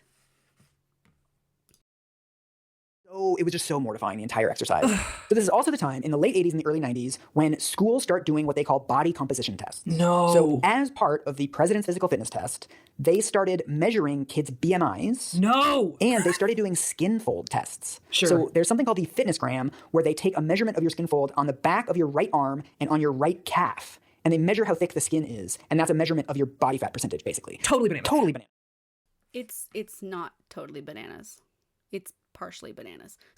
So the fitness gram is not, as Mike suggests here weirdly, where they take a measurement of your skin fold on the back of your right arm and on your right calf. That's not exactly accurate. The fitness gram was an alternative fitness test to the President's Council version that was implemented in 1988. And some schools and other programs still use it. And this chart here shows which exercises were on the President's Council fitness test from 1986 and which ones are on the fitness gram. And honestly, what they write in this chart is a little bit confusing. It says where you see year, that's the first year that test item was implemented. If you see current, then it's what they still use it currently. And if you see current alternative, it means that there is an alternative to that test item that is done currently, which I thought was weird. But suffice to say, this is the information that we have. Skin fold testing in particular, I would say, yeah, it's not bananas. There are several issues with it. Primarily, the primary issue with skin fold testing is accuracy. Popularly, I read several places that the accuracy is within about 3 to 5%, which is not terrible. Other modern digital or scanning methods are a lot more accurate. That's even when everything is done correctly. Because one of the issues with skin fold testing is you have to be trained to do it correctly. And honestly, the odds that every phys ed teacher was being properly trained to take these caliper measurements accurately, that's questionable. And I don't know about the skin fold testing as far as the right arm and right calf thing. That may be accurate. I know that for modern skin fold testing, which is still absolutely done, apparently there's something like 7 places on the body where the skin is measured, and there are different places for men and women because of the way that fat tends to be distributed on men's bodies versus women's bodies. The other issue that they're bringing up here, well, they don't actually say it here yet. They will in a minute. It's even though some training materials stress the need for privacy, that didn't always happen. And there are very real concerns about the emotional and mental health implications of skin fold testing, but as a method of roughly estimating body fat in the field, say, it wasn't the worst system by a long shot, and probably the only one that was available to use if you wanted to test body composition at all. There's also some schools that are weighing all the kids, but they only have one scale, so they have to do it in front of everybody else and they read out the number, which is just, again, designed to shame the fattest kids. Well, so here's what I'll say about this one. First of all, I do remember getting weighed in junior high, but the way that they did it was they had the scale and the teacher were kind of like in the lobby of our gym, and the rest of the class was in a side room watching a movie, and they'd call one or two of us out at a time to go get weighed. So it wasn't in front of the whole class. I'm sure that there were schools where it did happen in front of the whole class, which absolutely sucks and is not good practice. But just because the school may only have one scale doesn't mean that the only option available was to do it publicly. There are other options. And obviously I take issue with the framing of designed to shame. That implies intent. There's no evidence of intent. But again, to reinforce, weighing kids publicly, not great. It did lead to bullying. It did lead to shame and body image issues. Although I will say again, that wasn't necessarily a problem with the testing guidelines. Apparently, some guidelines emphasize that there should be privacy around testing. One article in the Journal of Physical Education, Recreation and Dance from 2006 suggested that the educator should, quote, never encourage or condone the comparing of results. Which I think is certainly true. They shouldn't, and I don't know how well that sort of thing was trained or how much it was adhered to. My experience of education is that, the teachers don't even always hear it. So, even if they don't encourage it or condone it, there may have been little that they could do to really, prevent some of the bullying that went on. It's also like, as I'm sure it's as close as you get to a guarantee of somebody in that class getting an eating disorder. Again, I really, really don't like this framing. This is alarmism, and in my opinion, it kind of minimizes the complexity of eating disorders. Eating disorders have multifactorial causes. So genetics, psychology, sociocultural, environment, family, all of these things can go into why someone develops an eating disorder. Typically, it involves deep trauma, which is that's not what you get from being weighed once a year even. It really flattens the very complex realities of eating disorders. Weight stigma is a risk factor for developing an eating disorder, but weight stigma and bullying based on weight is something that can and does happen without a public weigh-in. Kids know when other kids are fat, and they will bully them for it. And not just fat, kids bully each other for being shorter than everyone else. Ask me how I know. Taller than everyone else. Having tiny boobs. Like, I actually still remember one of the girls in my 8th grade PE class being teased for her AAA batteries. And it's not funny. It's not funny. It really isn't. And actually I found 2 studies that showed that bullying of any kind including non-weight related bullying, increases the risk of developing an eating disorder. So basically, it's the cruelty, the trauma, and probably the increased negative attention on oneself that can be internalized. And according to one of those studies, the increased risk of developing an eating disorder occurred for both the victim and the bully, which I did think was really interesting. This is what happens when obesity becomes the frame through which we look at all health issues. It's not really about testing fitness anymore. It's about testing fatness. Yeah, I think the framing here is unfair. Fitness testing materials and public messaging around fitness testing increasingly included obesity concerns, but it doesn't follow that that's now, quote, the frame through which we look at all health issues. And also, fitness and fatness are related. It's basic biomechanics. More mass equals greater mechanical load. Harder pull-ups, slower running and sprinting. The heavier we are, the more stress on our joints and the more effort it takes to move us against gravity. And effort and stress, those things are hugely important in terms of physical health. Curious about the degree to which there is even just a shared definition at this point of like what physical fitness consists of. Oh my fucking. There is a formal definition of physical fitness that's been around for decades, which includes strength, endurance, flexibility, and body composition. It's true that social conversations about fitness focus too much on appearance of fatness and appearance of visible muscles. But it's inaccurate to suggest that there's no shared definition. And when we're talking about science and public health policy, clear definitions definitely do matter. This feels like a way of defining it through negative space, right? It's not being fat. Yeah. Which I'm like, okay, but then what is it though? This actually gets into the next section that we're going to dwell on for a while, which is the problems with the President's Physical Fitness Test. So even on this, there's not as much academic literature as I would like, but there's actually much more on the challenges of the test and the deficiencies of the test than there is on its actual history. So as the test becomes much more popular, much more widespread, kids are being now required by law to get it every single year, studies start coming out about the fact that it's really not achieving any of its goals. And one of the reasons is that kids are not practicing the President's Physical Fitness Test. I mean, my question here would be, what studies and what goals? Mike doesn't tell us what the goals are or what studies he's talking about, so I really have no idea.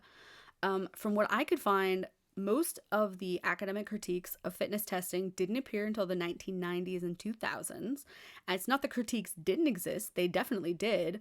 But, you know, it's misleading to imply there was a big academic backlash early on. And it's very important if you're going to say studies stating the fact that it's not achieving any of its goals, really the question you have to ask is, well then, what are its goals? And I think, you know, the answer as far as what we've been able to determine so far is that its goals were to look at the problem of childhood fitness, determine how to address it, make recommendations, and, you know, hope that they get followed, basically. And in terms of that, you know, I don't know that we can say that the fitness test itself was not achieving its own goals. I mean, if it wasn't implemented in a way that its success was measurable, that's definitely an issue.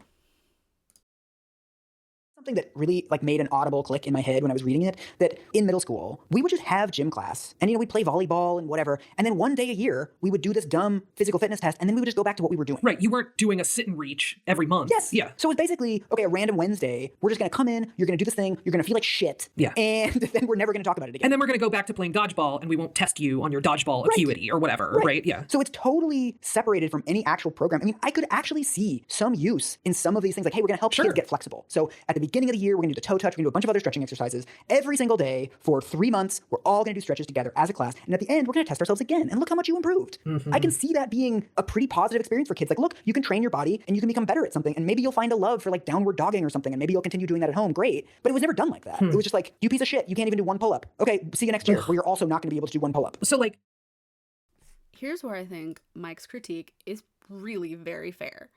The approach he suggests here aligns with good pedagogy and moves the focus strictly from passing or failing this what would seem like an arbitrary test to teaching kids about the importance of using their core muscles and how to improve their performance.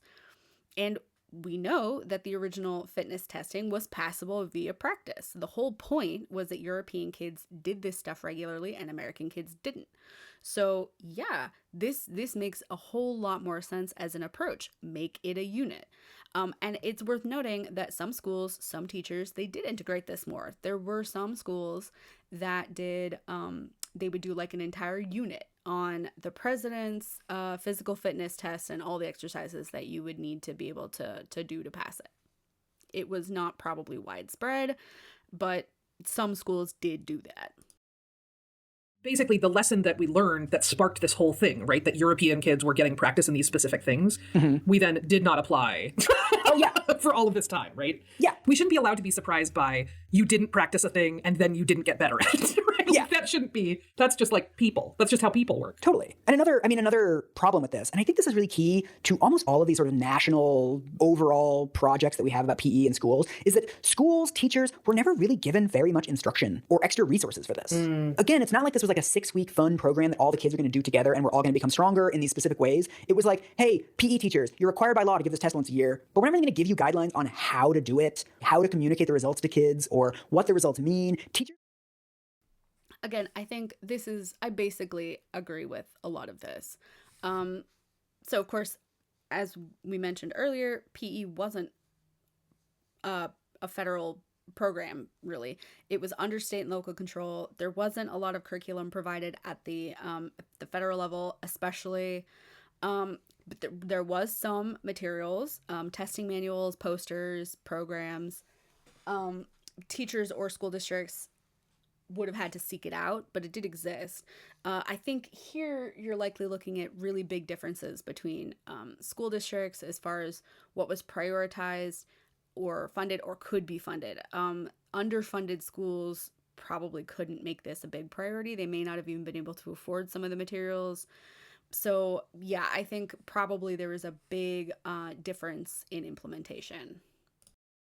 Since the 1950s have absolutely hated this test, and teachers and principals have been opposed to it from day one, but no one ever really listened to those concerns or took them seriously because, like, oh, it's just teachers, who cares, right? It's only the people on whom we depend for the success of these programs, so why would we listen to them, obviously, right? Right. I think this feels a little bit like overstating the case. It is true that some teachers did complain, or had concerns, I should say, not necessarily about the fitness testing concept in general, but more like about how it was integrated or not integrated into curriculum and concern about how it would impact students. But I think it's unfair to say that like everyone hated it and no one cared.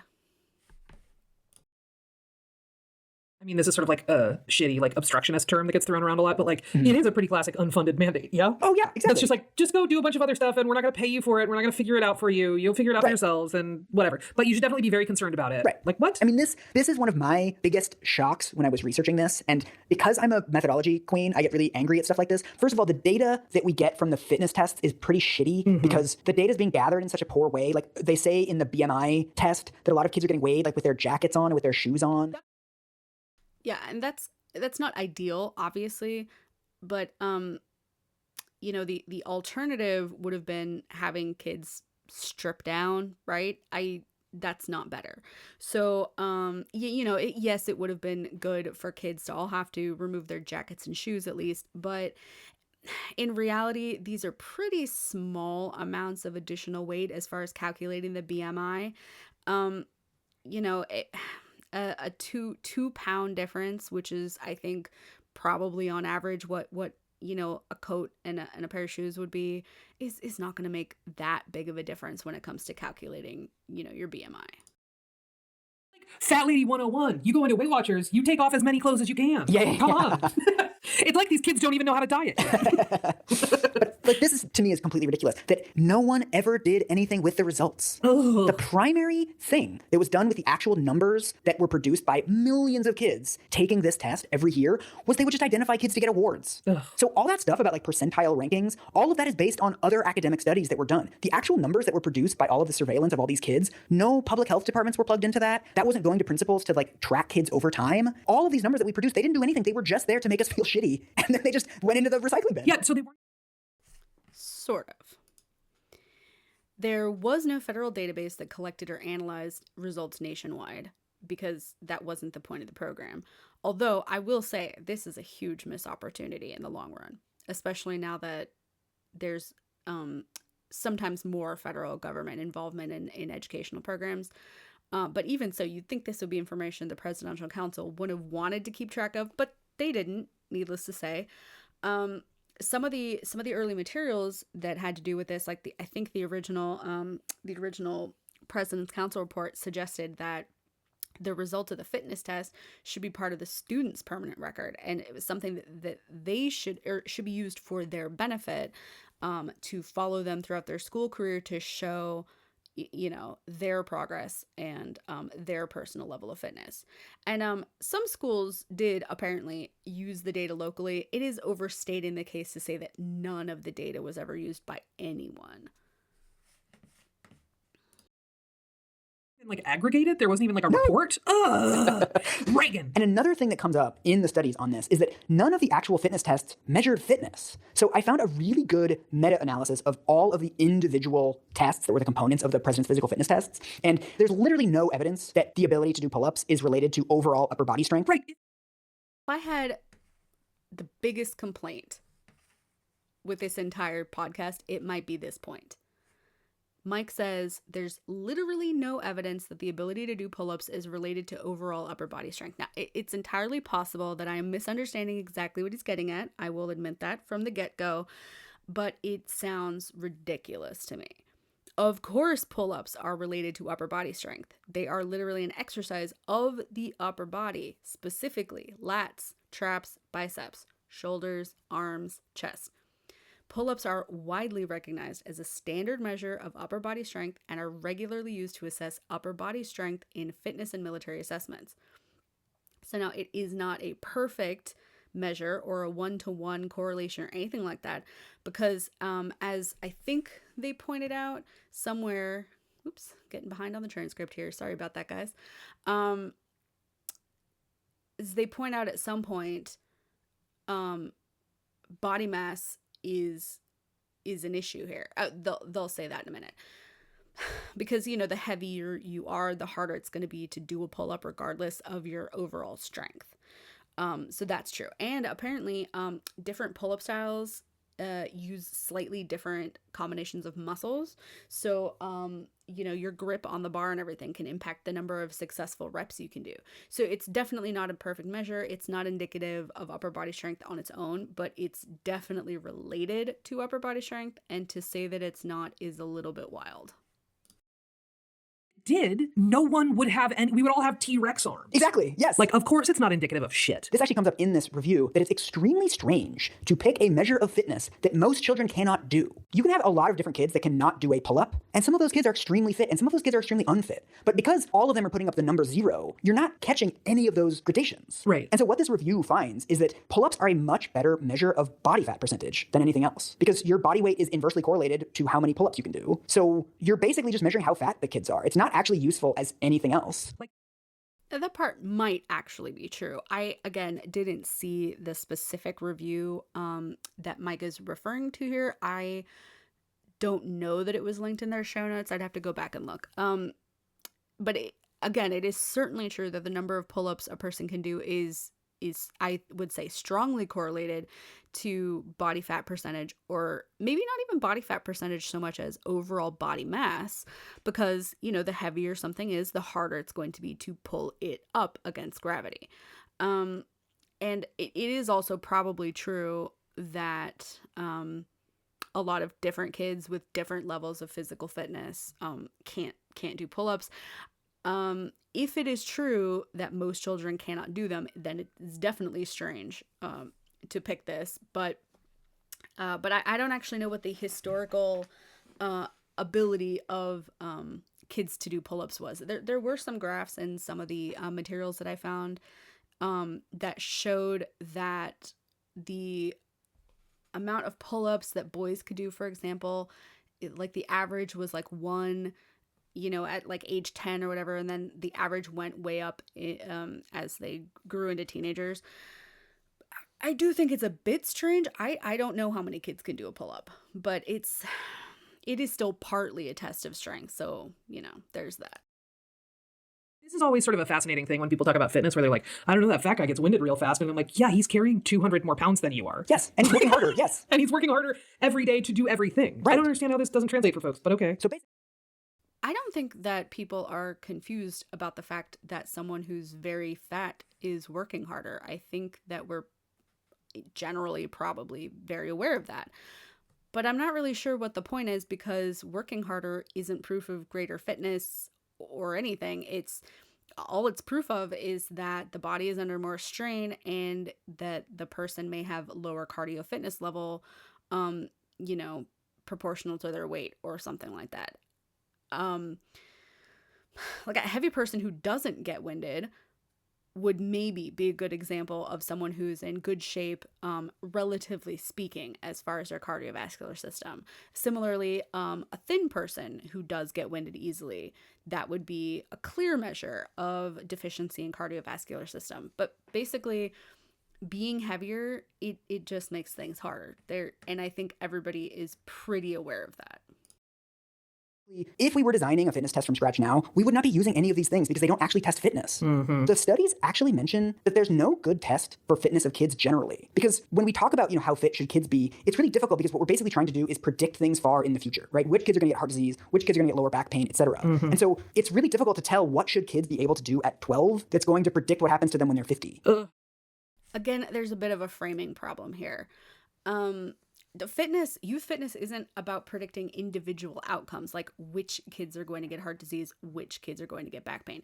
It's about getting kids in the optimal state to experience long-term positive health outcomes. It's about saying which kids in general, not which kids in this class, but which kids out of all kids, grew up to be adults that got heart disease. What are the commonalities among them in childhood? And if we can test this via longitudinal studies, it gives us the opportunity to figure out what we should be encouraging kids to do as kids to make better health outcomes for themselves in general. So, yeah. And as far as the fitness test in general, it does test fitness. It does. It tests elements of fitness: muscular endurance, upper body strength, agility, speed, flexibility. Many of these things on the fitness test are standard fitness assessment tools today. Like if you go to a personal trainer, they might test you on these things just to see where you're at. They're not perfect. They don't show all aspects of physical fitness, but they are related. It is presenting itself as public health work, and what it is doing for sure is just ramping up weight stigma. Yeah, it's possible for both of these things to be true. Public health is the art and science of protecting and improving the health of people and their communities. Failure of programmatic success doesn't mean lack of intent. So basically, even if the physical fitness test here didn't do what it set out to do, it doesn't mean that it was only, pretending to be public health work. It was public health work. Part of public work in general is testing, retesting, finding out what works. But it is true that fitness testing and body composition testing did increase weight stigma, especially in schools. That part is true. I mean, this is one of the central criticisms of the fitness test that starts showing up in the literature around 2000, especially after the implementation of No Child Left Behind, when a lot of schools start cutting PE programs, and some schools even start cutting recess, because everything becomes built around standardized test scores. And so a lot of schools cut their PE programs because they have to focus on STEM or whatever, but they still have this legal requirement to do the fitness test. So a lot of schools that don't even have PE will sort of one day a year pull all the kids aside and make them do these humiliating fitness tests and weigh them, and then just send them back into school. So it's not even like this is being contextualized in a PE class. It's literally just you're sitting all the time, and then we test you, and we're like, why are you so unhealthy? And then you just go back to sitting the next day. Right. It also feels like we don't have a test once a year to see how well you can draw a still life and then defund art education, right? Like, it's like, hey, man, there's a pretty clear connection here from one to the other. Yes. Yeah, I feel like this is for sure a good critique of the fitness tests being used. It's super fair that to conclude that the test no longer served a meaningful purpose once PE was gutted. I mean, yeah, exactly. What are you testing there? It's important, I think, to clarify that the failure wasn't in the original idea of the fitness test. This is a policy failure, actually a result of multiple policy failures. Yeah, it's without having any PE class at all, and even with a PE class, but one that didn't have the correct curriculum, it was, largely performative and demoralizing. But without a PE program, it's just even more ridiculous and pointless.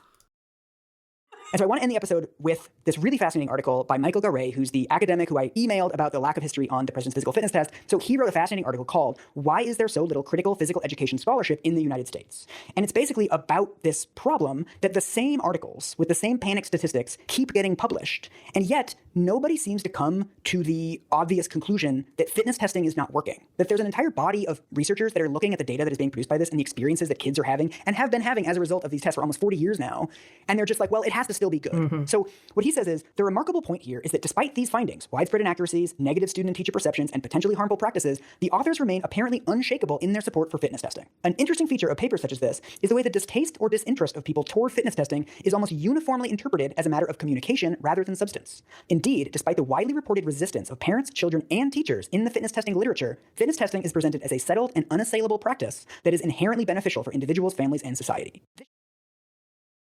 Well, here's the thing, though. So it is worth noting that this researcher does critique fitness testing practices, but his broader argument appears to focus less on the efficacy of fitness tests themselves and more on the way that physical education researchers have historically discussed and defended them. And so his concern is more about a lack of critical examination within the field. That is, how researchers talk about fitness testing and how they interpret resistance to it, rather than systemically looking at the test's validity or impact. So Mike seems to be framing this researcher as directly indicting fitness testing as a failed intervention, but the reality seems more nuanced. His primary critique is directed at academic culture and assumptions, not at the fitness test itself solely. And to that point, I think it's very fair to say that a lot of the researchers, they are indeed looking at these experiences and they are critiquing the communication. Yes, the current communication and implementation, because I think that, the fitness test itself may really not be the problem. There was a clear initial goal for it. There's scientific underpinning. A lot of the problems that we've seen with the implementation of the fitness testing have been in how it has been implemented in schools and what communications and support or lack thereof surrounded that implementation. His fire emojis, he's really mad about this. Yeah. And I found a bunch of articles in the literature that illustrate exactly the point that he is making. It's amazing. There's all of these papers about sort of the ongoing debate about fitness testing and should we keep fitness testing, and it's a controversial subject, and what are the pros and cons. And what is amazing about them is that when they present the pros and cons of fitness testing, all of the pros are potential things of fitness testing and all of the cons are actual drawbacks. Yeah, I'm sure that that's probably true, although I should say again, what articles? Mike suggests there's a bunch of articles that illustrate this point, but I don't think he cited any of them, and he certainly didn't name any of them in here. And, not everybody looks at the show notes. But in particular, I wanted to talk a little bit about this pros and cons thing, because so you can't just say that all of the pros are imaginary and the cons are real, and then that's it. That's all there is, because it doesn't, you need to also consider how serious the cons are and whether the pros are achievable. Because if we're talking about the fitness test having problems with implementation, then sure, you can say all the pros behind fitness testing are basically imaginary because they haven't actually happened yet, because implementation hasn't been done correctly. You need to talk about, is it possible to change the implementation in order to have those pros suddenly become achievable? And if so, then you can determine, are the trade-offs reasonable? Not that the cons aren't worth discussing. They 100% are worth discussing. But you can't just throw out the pros and say, well, since none of these have actually come to pass, it's let's just throw the whole thing out. I think it's better to look at it and say, can we address this? Can we fix it or not? Pros are sort of like imagined. Yeah, let me walk you through one of these. Yeah, so one of the main sort of literature reviews of, the debate surrounding fitness testing, the data surrounding fitness testing, it lists at the end of the article the pros and the cons, what are the good, what are the bad, what do various people say. They've read all of the literature. The first benefit that he lists is tracking the fitness of youth. Information concerning the distribution of scores can be used to track youth fitness over time. Well, they're not doing that. Right. In order to do that, you would have to aggregate your data somewhere. In order to do that, you would have to do that. This paper also does something that I think is very typical, where people substitute the benefits of fitness testing for the benefits of fitness. Mm-hmm. So they say, like, well, fitness is really good for kids. And it's like, yeah, fitness is really good for kids, but that doesn't mean fitness testing is good for kids. Right. That's not an argument to tell kids to do pull-ups and then make them feel shitty for not being able to do a pull-up once a year. That's very distinct from, like, let's all play volleyball on Wednesdays. And I don't disagree with what he's saying, but again, without a specific citation where I can actually read that person's actual argument, I don't feel really comfortable speaking to it. I would want to know that that's actually what the person said.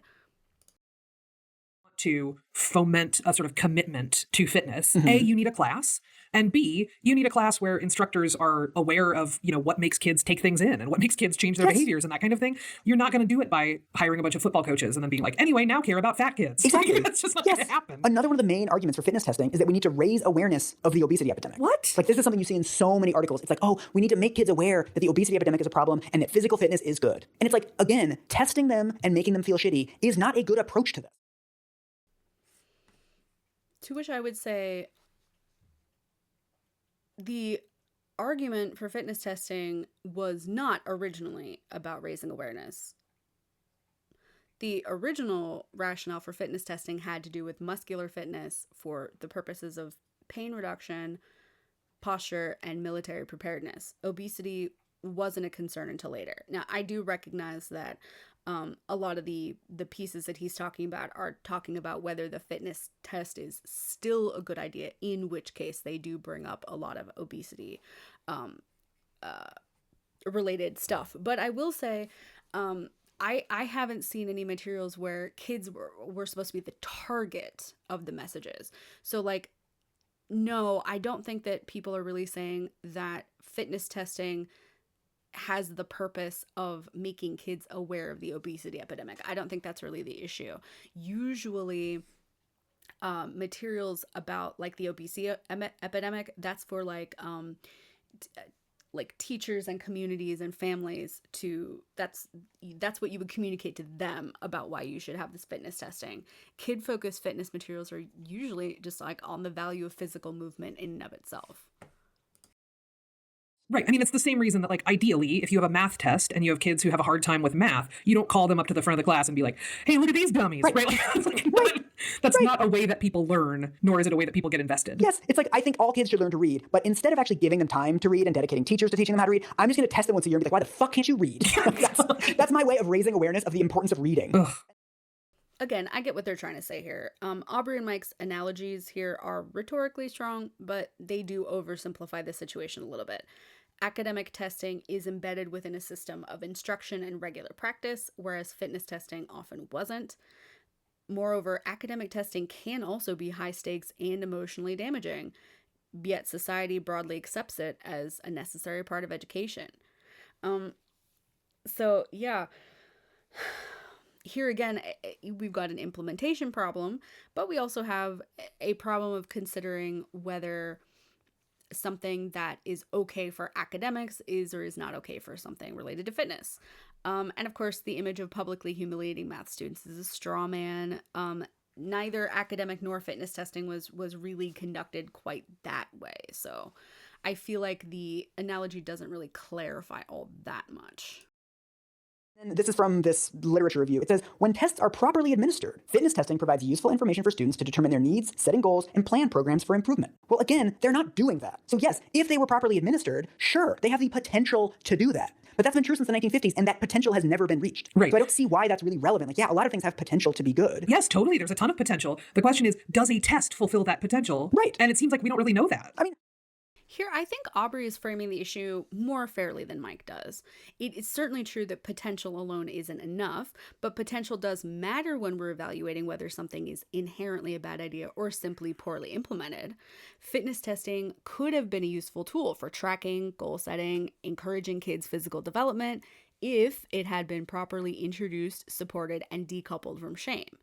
Saying it never fulfilled its potential doesn't prove it was a worthless concept. And Aubrey saying, well, it seems like we don't really know is just fairer to me than saying its potential is irrelevant. maybe there's a school district in America that has done fitness testing as part of an integrated program in a way that doesn't make kids feel shitty about themselves. But as far as a nationwide program and legal requirements, it's clear that this is not working. To this, I would want to ask, working at what? I mean, again, I feel like Mike isn't clarifying what he thinks the goals are. Improving fitness, creating long-term health habits. We can't really assess the success or failure of a program unless we clearly define its goals. And if the program was never properly integrated into a broader educational approach, maybe it's not the idea that's broken, maybe it's the execution. I feel like I'm beating a dead horse here. But So after listing all of these potential benefits of fitness tests, things that could come to pass but have not, they start listing the drawbacks. First one is teacher motivation and support. Teachers are not being motivated. Teachers are not supported. Teachers fucking hate this. That's a real, that's not a potential. That's a real thing. Teachers have disliked this test for 70 years, right? Right, but in order to take that into account, we would have to listen to what teachers have to say about education, Michael. Why would we do that? Exactly. Why would we start that now? We'd have to ask teachers what they need. No. This one is amazing. The second bullet point on the cons of fitness testing is student motivation and self-esteem. Of concern are the percentage of elementary school teachers reporting that students cried during testing and the reports of high school students who had negative test experiences. God. So kids are fucking crying and you're like, ooh, the potential of the test is still there. Right. here I would say it's important to take students' emotional experiences seriously. But pointing to kids cried during testing doesn't automatically mean the fitness tests were a bad idea. Kids cry during many difficult but necessary parts of learning and growth. Kids cry during academic tests too. No one is suggesting getting rid of all, well, some people are suggesting get rid of all testing, but as far as like the national conversation goes, no one is suggesting getting rid of all testing because some kids might cry. Emotional discomfort alone isn't enough evidence to prove something is systemically harmful. We need stronger evidence of lasting negative impact. This is another place where, you could say anecdotes aren't evidence. In this case, I would say these anecdotes should be taken very seriously. But, so I think, yeah, we can argue there's fairly strong evidence of lasting negative impact. But is that because they cried during testing? No. It's a little tough. Putting it all on kids are crying is not, for me, it's not a compelling enough argument. And I think you still have to ask, was it the concept itself that was harmful, or was it the implementation? Was there a better way of achieving the intended goal, assuming you can define the intended goal, without causing as much harm? Or would would reforming the program solve the issue, or is it inherently flawed? These are all questions that should be asked when talking about public policy like this. You know what I love doing is things that make me cry in front of my peers. Kids are fucking crying taking this test. Teachers fucking hate it. And we're like, well, it could work. But, we're taking no steps to make sure that it works. Right. And also, how else are we going to know how far a child can throw a grenade? Yes. There is essential information embedded in your mind. Right.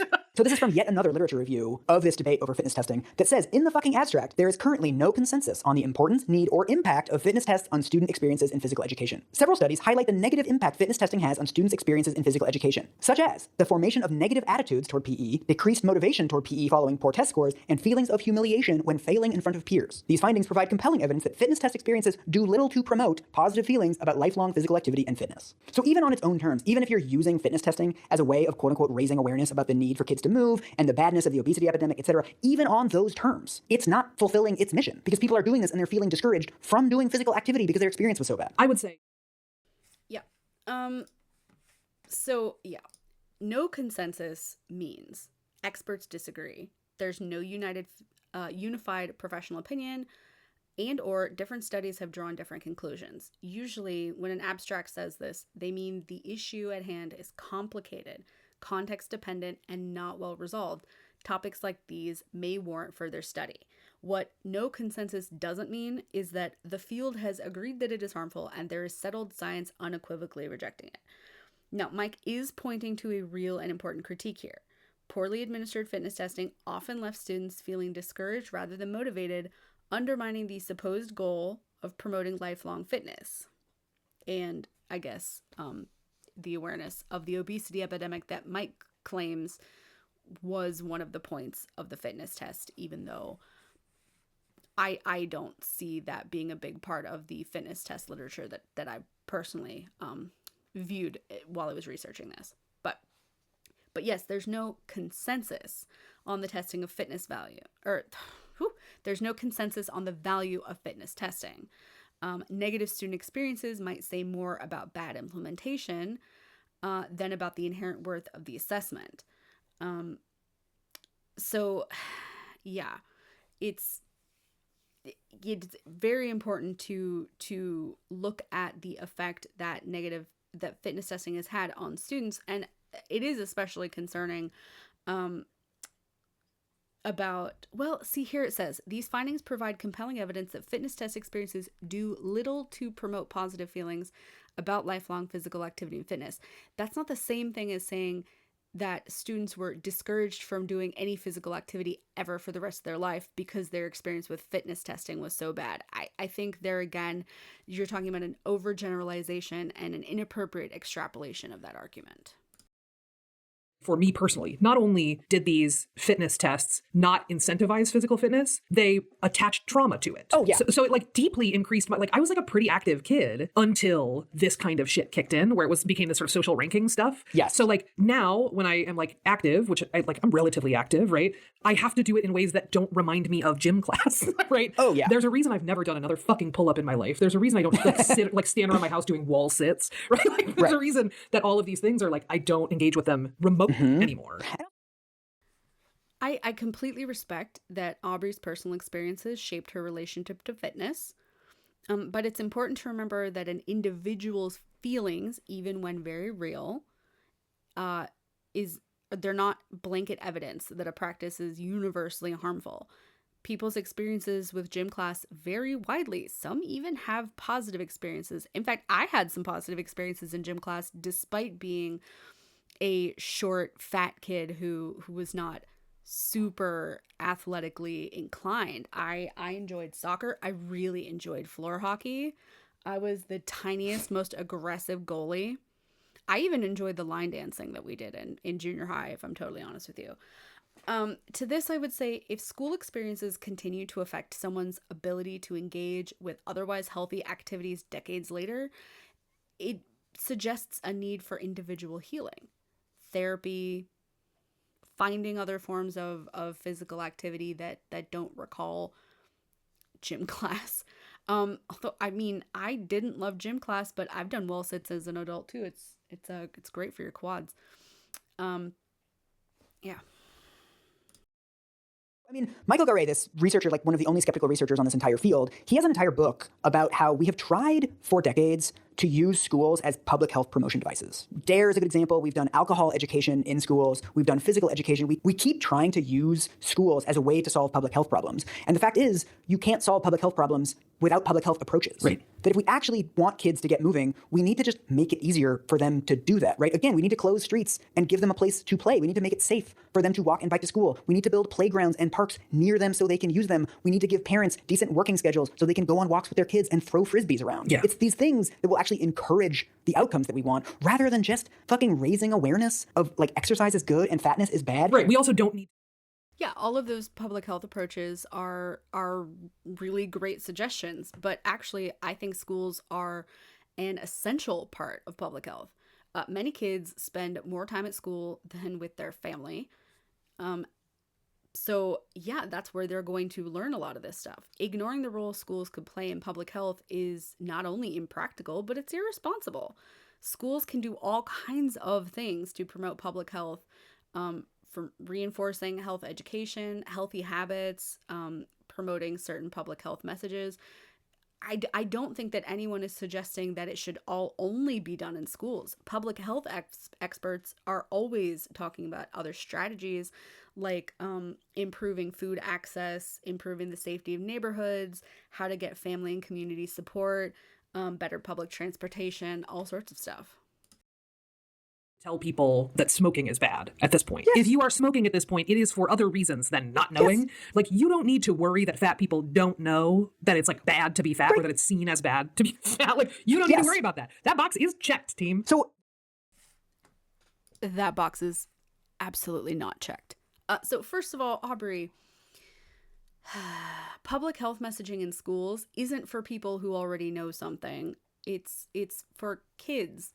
Kids don't come out of the womb knowing that smoking is bad. They have to be taught that, especially if their parents smoke. And public health messaging is also not something that can just be done once. It's about creating a social baseline of knowledge and expectations for our entire society. Like, some people who weren't sufficiently educated as kids can benefit from public health awareness. I do think that some people may need to be told that smoking is bad, or sometimes you just, I don't know, you don't really, the impact of certain things that you learn in school fades over time. There aren't as many, public smoking is bad messages, or I don't know. I don't leave the house that often. Maybe there are, but I feel like there was a very big push for smoking is bad in the late 90s, early 2000s when I grew up. And yeah, plenty of people my age do smoke, but my understanding is that it's the rate of smoking may be actually a little bit higher for Gen Z. I hope I'm wrong about that, but I remember hearing that, although I did not look that up because this is an off-the-cuff comment. But also, and more relevantly to this particular argument, if you are aware of fat acceptance in any way, you will know that not everyone knows it's, quote, bad to be fat. I don't like using the word bad, but like, if you want to substitute bad for with unhealthy, which is, I think, that's what the public health message would be. No, a lot of people don't know or don't believe that it's unhealthy to be fat. So yeah, there's absolutely still a need for public health messaging about a lot of subjects, but these days, especially about obesity. Closest thing to a happy ending that we're going to get is it appears a lot of states are actually starting to finally get rid of these absurd laws requiring fitness tests. So California is at the vanguard of this. There's a big debate in California right now about whether to get rid of this requirement. And interestingly, it is being led by the parents of non-binary kids. Oh, sure. Because these male, female, totally different, binary requirements, the trans kids, non-binary, intersex kids, and their parents are like, well, this is really alienating to me, and fuck you. Right. So I hope that this results in a broader movement to just get rid of these tests altogether. I think questioning the gender binary in fitness testing is super fair. As time goes on, we have a greater and deeper understanding of gender in terms of both social and physiological variability. And so although I'm not really in favor of kids and their parents saying, well, this makes me feel bad, therefore it shouldn't exist, There's definitely places where I can see that argument working. I think that getting rid of the binary requirements, redefining really what are we doing with this fitness test? What is its purpose? If they took it back to the original kind of Krauss-Weber thing where it's a pass-fail, you only have to do one, et cetera, et cetera. There's no binary requirement in that, really. That's just can you do it or not? That has nothing to do with gender. But just because something is flawed doesn't mean you need to get rid of it entirely. Public policy and science are both based on testing, rethinking, redesigning, retesting, and sometimes replacing existing frameworks with new ideas completely from whole cloth. And maybe the fitness test should be done away with. Maybe it should. I'm not here to argue that we need to keep it. But I am here to say that it doesn't mean that all of its underlying concepts are necessarily bad just because some parts of it are bad. So, yeah, that's the end of my long, torturous, depressing journey through the president's physical fitness test. It's worse than you thought. It's so much worse than I thought, but I also have to say I feel oddly at peace and validated. That it wasn't just a shit show for me and for the fat kids that I knew and the disabled kids that I knew, but that it is just a garbage fire of public policy from every angle. It's pretty indefensible at this point. Yes, there was no evidence to do it in the first place. The evidence that it works is non-existent, and the evidence that getting rid of it is good is there. So just on every level, yes, let's do this. Listen, aside from fat kids, disabled kids, right? Aside from everyone who's on the downside of this really terrible activity, what's the problem? Jocks really seem to like their trophies. That one girl who looks like Marilyn Manson, she loves it. We're doing this for her. Again, I'll quibble with there was no evidence to do it in the first place. If you look at the original fitness test and everything that went along with it, I think they had pretty good reasons to do it. I think that implementation was really the problem here. Identifying problems is valuable, but it's only half the job, especially when the stakes are this high. Childhood inactivity and preventable diseases are still major issues. The real work is in imagining something better. Otherwise, we risk throwing away not just a flawed test, but the public health goals that made it necessary in the first place. So, did the president's physical fitness test make American kids fitter? Honestly, no. But was that even its original goal? Also, no. The real goal was awareness about physical decline, about national strength, about cultural values around activity and health. And in that sense, the fitness test was in some ways more symbolic than functional. Which, is that a good thing? That's up to your interpretation. Like a lot of symbolic gestures, it ran into serious problems when it collided with real people's experiences. It failed many kids. It humiliated some. It didn't live up to its potential and maybe never could have, at least not in the way it was implemented. As far as this episode goes, I give it a C+. Some of the claims that Mike in particular made are inaccurate or overgeneralized.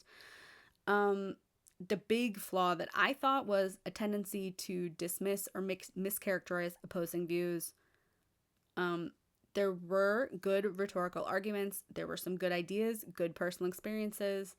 But there was also insufficient source citing, especially in the podcast itself. Not everyone will look at the show notes, and even in the show notes, they cited a couple of articles, but I don't think that he cited everything that he looked at, or at least I hope not. I'd say as far as the presidential physical fitness test goes, the problem isn't that we tried to encourage fitness. The problem is that we thought testing could replace real structured support for healthy movement and strength. Or maybe that's overstating the case, and it has more to do with the fact that schools have been chronically underfunded and undersupported. We need better approaches. We do need real opportunities for kids to move and to grow in ways that build resilience, in ways that they find enjoyable at least some of the time. I think that Mike mentioned a lot of good potential ideas for how children's fitness could be emphasized in public policy. And I'd say that the idea behind the fitness test, which is the core idea, that physical health matters and that there are things that we can do to improve our experience and improve our health outcomes, is still worth fighting for. but we definitely need to do it differently because the way that it's been happening over the past few decades is not always getting the information across in the way that I think was intended. So that's everything I've got on this. Thanks for watching. I honestly don't know when I'll have another episode up. This took me a good, I don't even know, 12 to 15 hours to research, probably to research and make the find all the sources, find the make the visuals. So you know, and I also have basically I work full time. So I don't know when I'll have the next one up. I would like to do an episode for every episode of maintenance phase. We'll see how that goes. I expect probably do 1 or 2 a month, so not a super fast upload schedule, but we'll see how it goes. I think that some of the upcoming episodes will probably require less research and less chit chat because I know already that there's some episodes that I'm going to have a lot less to disagree with. For example, episode 2 is on the master cleanse, and I already know that's bullshit.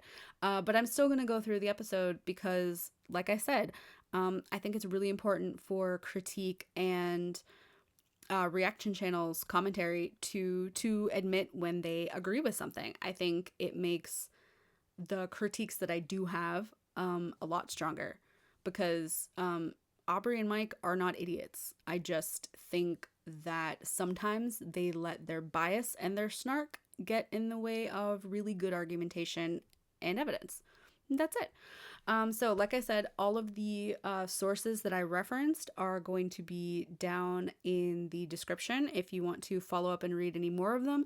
There are so many interesting tidbits and sidebars and tangents that came up in all of these different materials. If you like historical materials, definitely check some of those out. And yeah, thanks again for watching. I know this was a long one. And I will see you in the next one. Thanks.